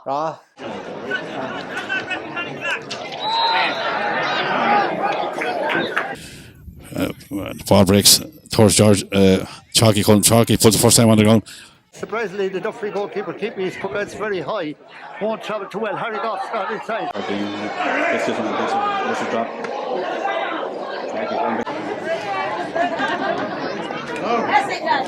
And blocked up by Anthony Wallace. Got blocked by Anthony. Pulled on there. To release it. It's pulled on first time. He was fast when he got a ball. You know, to get away, he was fast.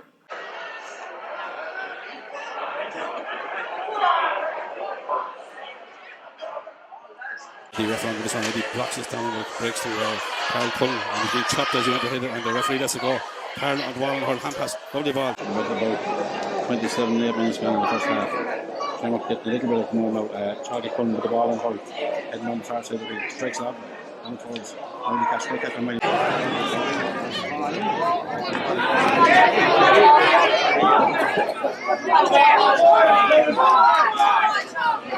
Very seldom men catch a ball in front of him. He flees over. He strikes the far side of the field. Powder Freeman goes in, Charlie Cullen notified the pulls, but he's beaten to it. Far side of the goal, the far side of the field there, and his hands and hurls go up there and pulled on there by Charlie Cullen first time in the year.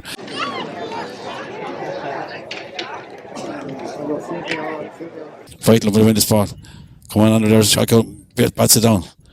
He had it everywhere. He makes it too. You took the words out of my mouth now. He had it everywhere. Yeah. The only thing he didn't have was size, but what he hadn't, but the size of his heart made up for. There's no one got the better of him. Yeah, do you know the way he get the better of him?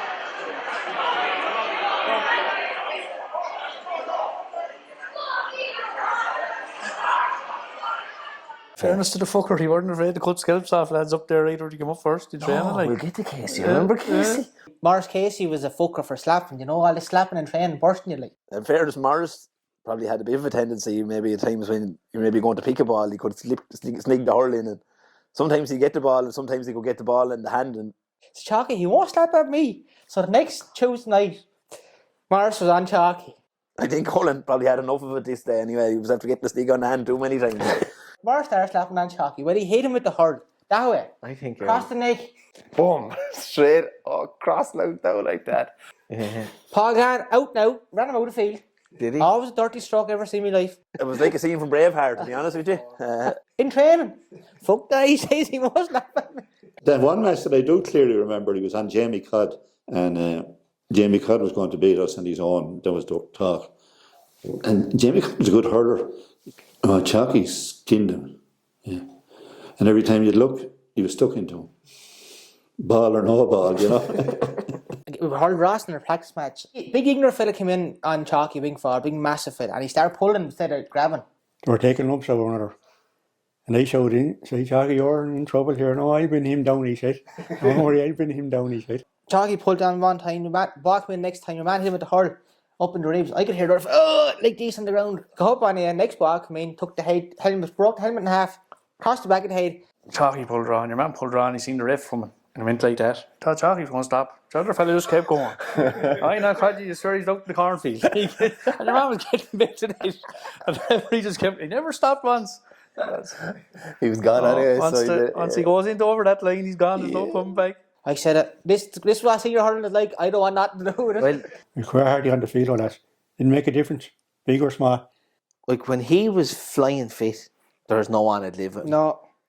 Even when he was half fit, and lads were fit and were training, he'd still do fucking more. I remember going back training. He was a dog. Yeah, I remember going back. He was a dog. He said for Mick Ratterman run the rolls. The other fella doing that, and he turned up to the field with his belly. I remember when he walked, he said, you're like a soccer ball. That could have been the time. And he there's a lump. Proud sponge of his toy was. And he came back to the field and he lifted to us. I said, there's something wrong here. But you know what it is? He was just an absolute ignorant dog. And he just said, he's not getting the better of me. You're not getting, I'll show the lads here now. He used to say then, whenever he get the belly big enough and get unfit enough, he'd come into the kitchen and whoever was there, mommy or daddy or anyone really, he'd pull up the t-shirt and he'd push out the belly as far as it go and he'd start slapping it. And he said, the time for cotton is over. He said, time for cotton is over. See that joke? That's going to be gone in 2 weeks. During COVID, we used to run around the back field. So myself and Anthony Roach came up with a challenge that there was 4 fields at the back of our house. So you run a lap of the 4 fields in as quick a time as you can. And sure, I did a time and Anthony bet the time. But Karl was so unfit. There was no hurling going on. He was working and eating dirt, and he hadn't ran I don't know how long. But some of the lads mentioned like he's dogging this, and he wouldn't give up or wouldn't give in. But he went running that day, and I don't know what the time was to beat. But Anthony Roach was fairly fit, like, and he was halfway through it, and he was, and I said, if this was going to have a heart attack, he may stop, like. And sure, he kept. I wouldn't even describe it running, like he was kind of all curled up and Bad back too. it was like this going down the field. Sure, he got in 5 seconds quicker than Roche, and he went into the house, and Darren was upstairs at Maz.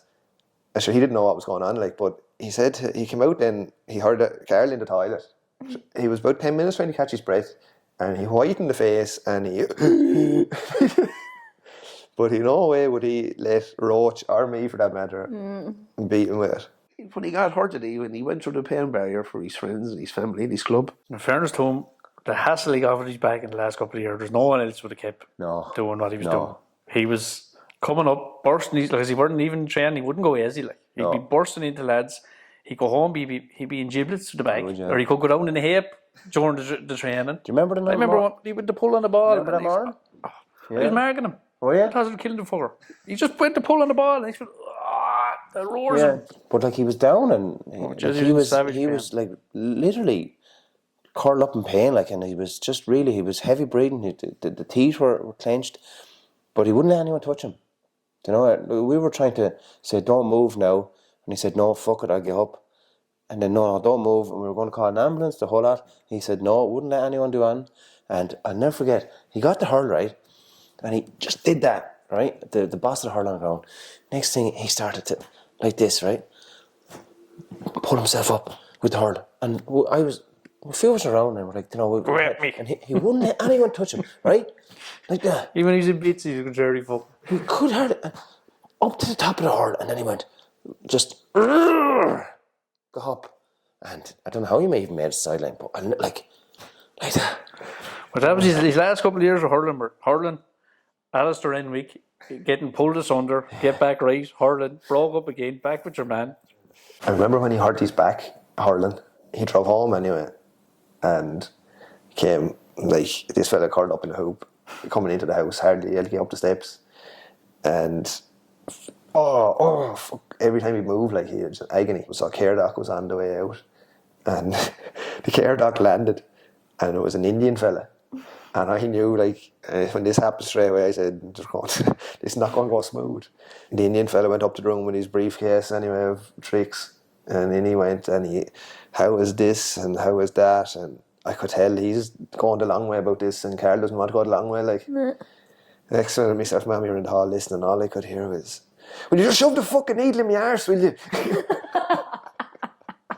he when he injured his back, that back all kind of gave him trouble, and he still would leave lads for the lurch, and he'd still out dog lads. I'd even see it coming off after matches. There'd be bruises on him, there'd be cuts on him, there'd be, like, he was just a wire, wasn't he? He was a wire. Like, I tell you what it is, there was no end to him.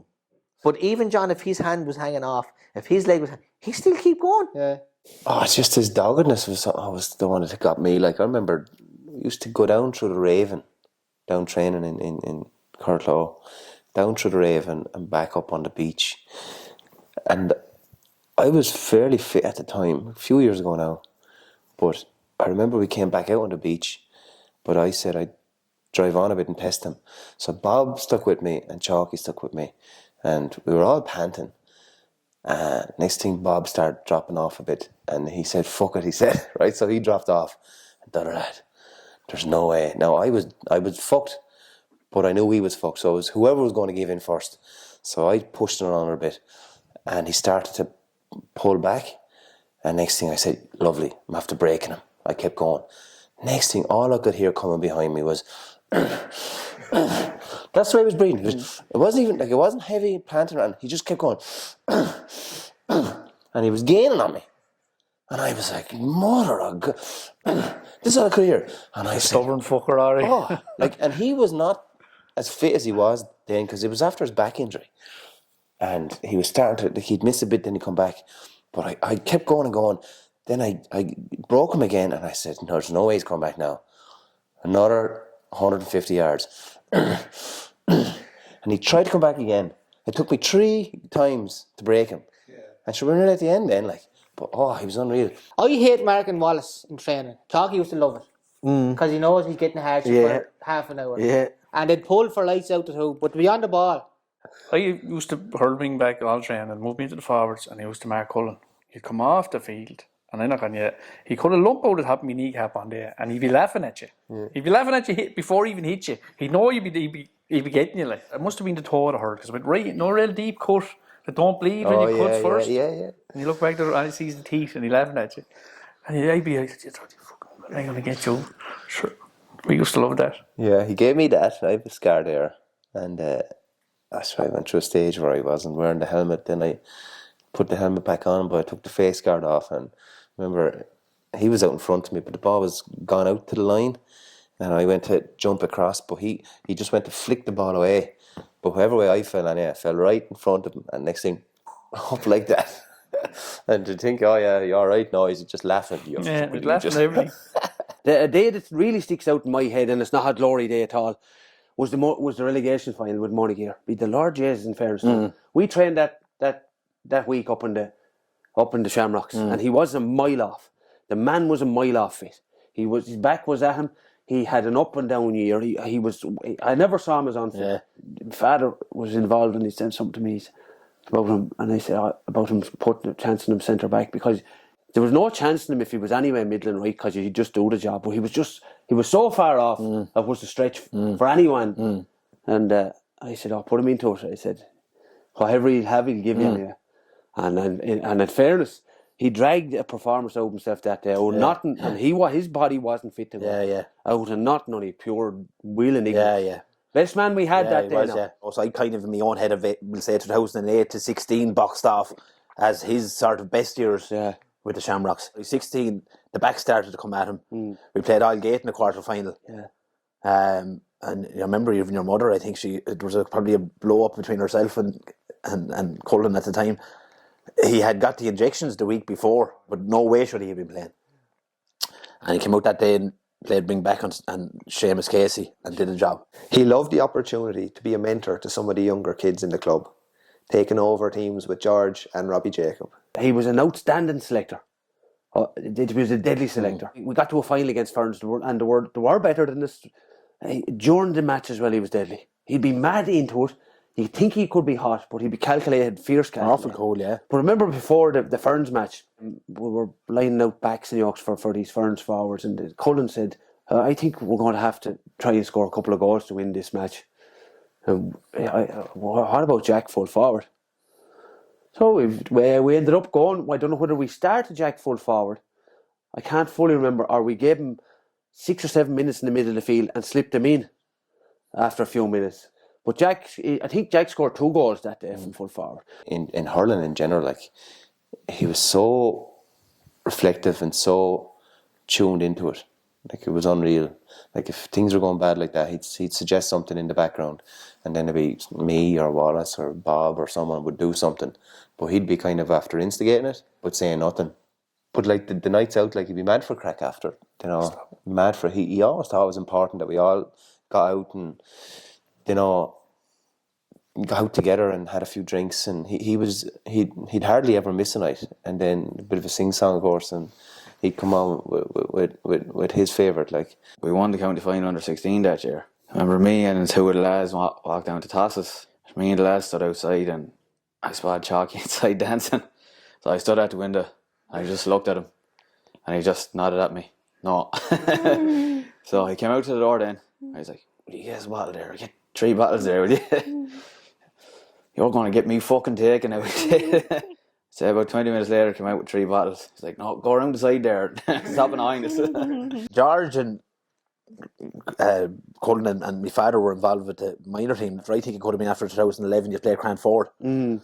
We're in Toscavana's that night, and there was George and Cullen and myself. Now, the quickest lad on minor team that time. Well, I think Lara McDonald, you had John O'Connor, Graham Nolan were the other three that were lining up, and this kicked off with Cullen. I'd say Nolan was winding Cullen up about. Did faster. I'd take you on the running. Yeah. And whereas most lads just say, say, "Yeah, good man." Yeah. This lad wasn't happy to let it go either. Come on, so we'll race. Lined up anyway, past Cavendis, and where did it run only up to Shannon, up to the White House. He took off with Graham Nolan. I think you took off with John. Yeah. And I took off with Larry. And I think, to be fair to him, I don't know how myself and George gone, but I think he did win. Well, I put on the record. I bet John on it. Yeah. He loved to go to war.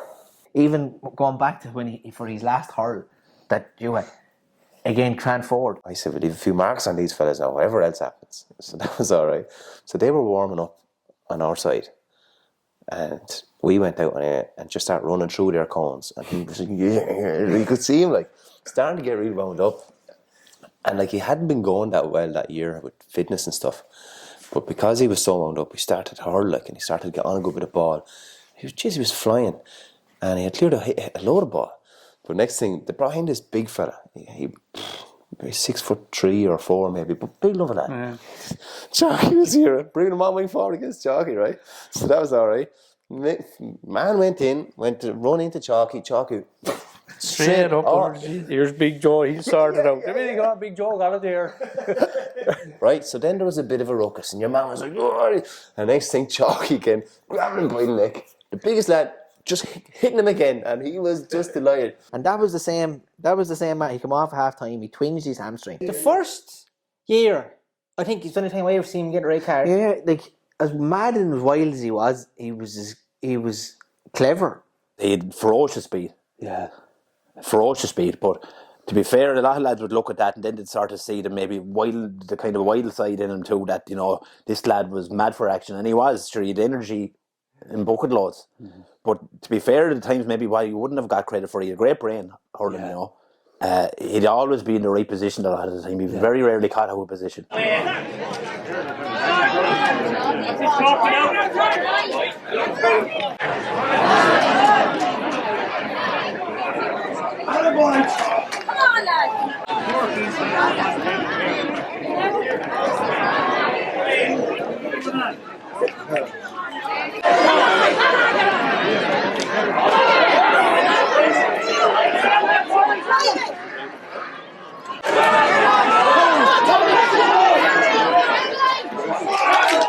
Barry McGee does well, comes out with hand passes, great ball out to Chalky Cullen, strikes it first time down the field, down towards Reiki. To be fair to Cullen, he was always sort of able to adjust, and he was adjusting, but what was between the 2 years, you know, he was working out a way in his head.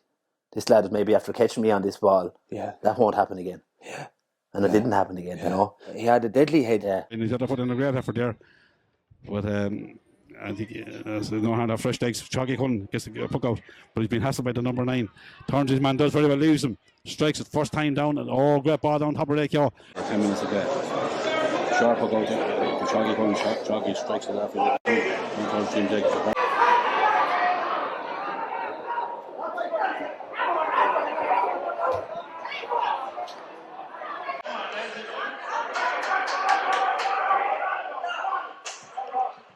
We'd be talking then, and he'd say, well, I'd move him here because of this or this, and then he'd know who we're hurling, and he'd say, well, no, he's hurling centre back, so we'd have to put him in centre forward and run him a bit or whatever. Him and George Jacob used to be, if he went away up the country to practice match, there was definitely going to be boxing.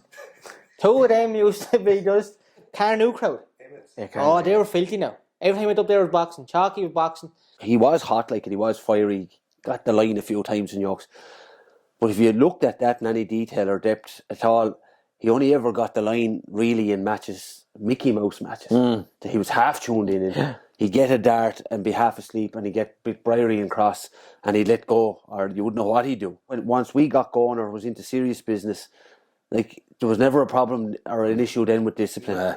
I know he probably had to fight that and control that, but the discipline wasn't an issue once we were into serious hurling. Yeah, you know, even though he was stingy and like narky and niggly, he was respected because he could hurl.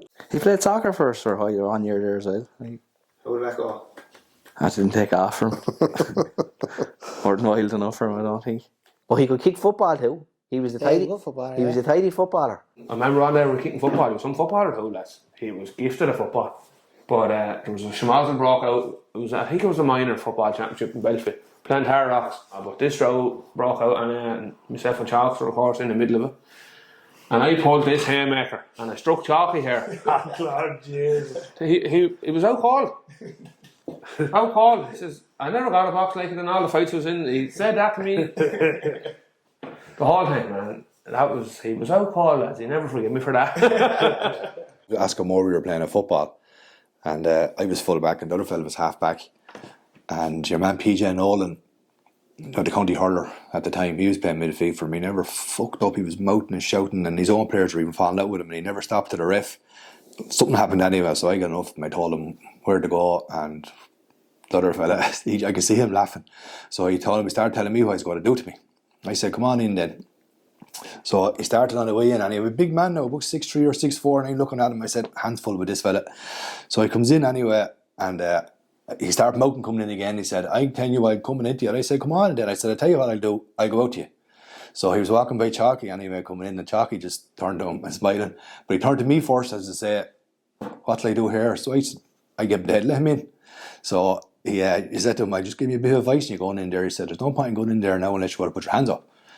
I do it to him, no bother. So I came in anyway, and about 10-20 seconds later he went back out, nose, lip, spouting, and the other fella just burst out laughing, and because he started shouting to the ref then about, did you see that?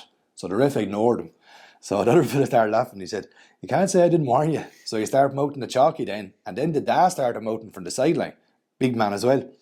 So and the other fella turns on, Chalky was half back, it was out in Monaghan and the bottom pitch. So Chalky says to him, he said, you don't have to learn by what your son is after getting, because he'll get the same now in 2 minutes. So he stopped then. But just the crack. Wexford were playing one day, and this player I'd have a good old time for now, and he's a great bit of stuff as well, but he struggled this day, was handling. And Wexford made a mistake to plug him on Tony Kelly, and he was catching him for the half yard the whole time and slapping balls over the bar from everywhere. And everything Kelly hit, I remember texting him, I said, you're the man for Kelly. And he got a massive kick out, but I wasn't saying it because, to be honest with you, if the county thing never really caught Cullen. He wanted the big challenge in the big day, but the stuff in between, he got probably a bit bored. And he'd everything you wanted to play at that level, bar he was a bit light. Yeah. I don't think he'd handle Cullen. That's a fair statement for a fella that played intermediate and senior club hurling, and that outside of Wexford no one had known. But that's the sort of man he was. Like, he was a massive bit of stuff. I thought he was an absolute jingler of a man. And I'm on her about hurling, but that's in general that's what he was, you know. He was a fucking right one.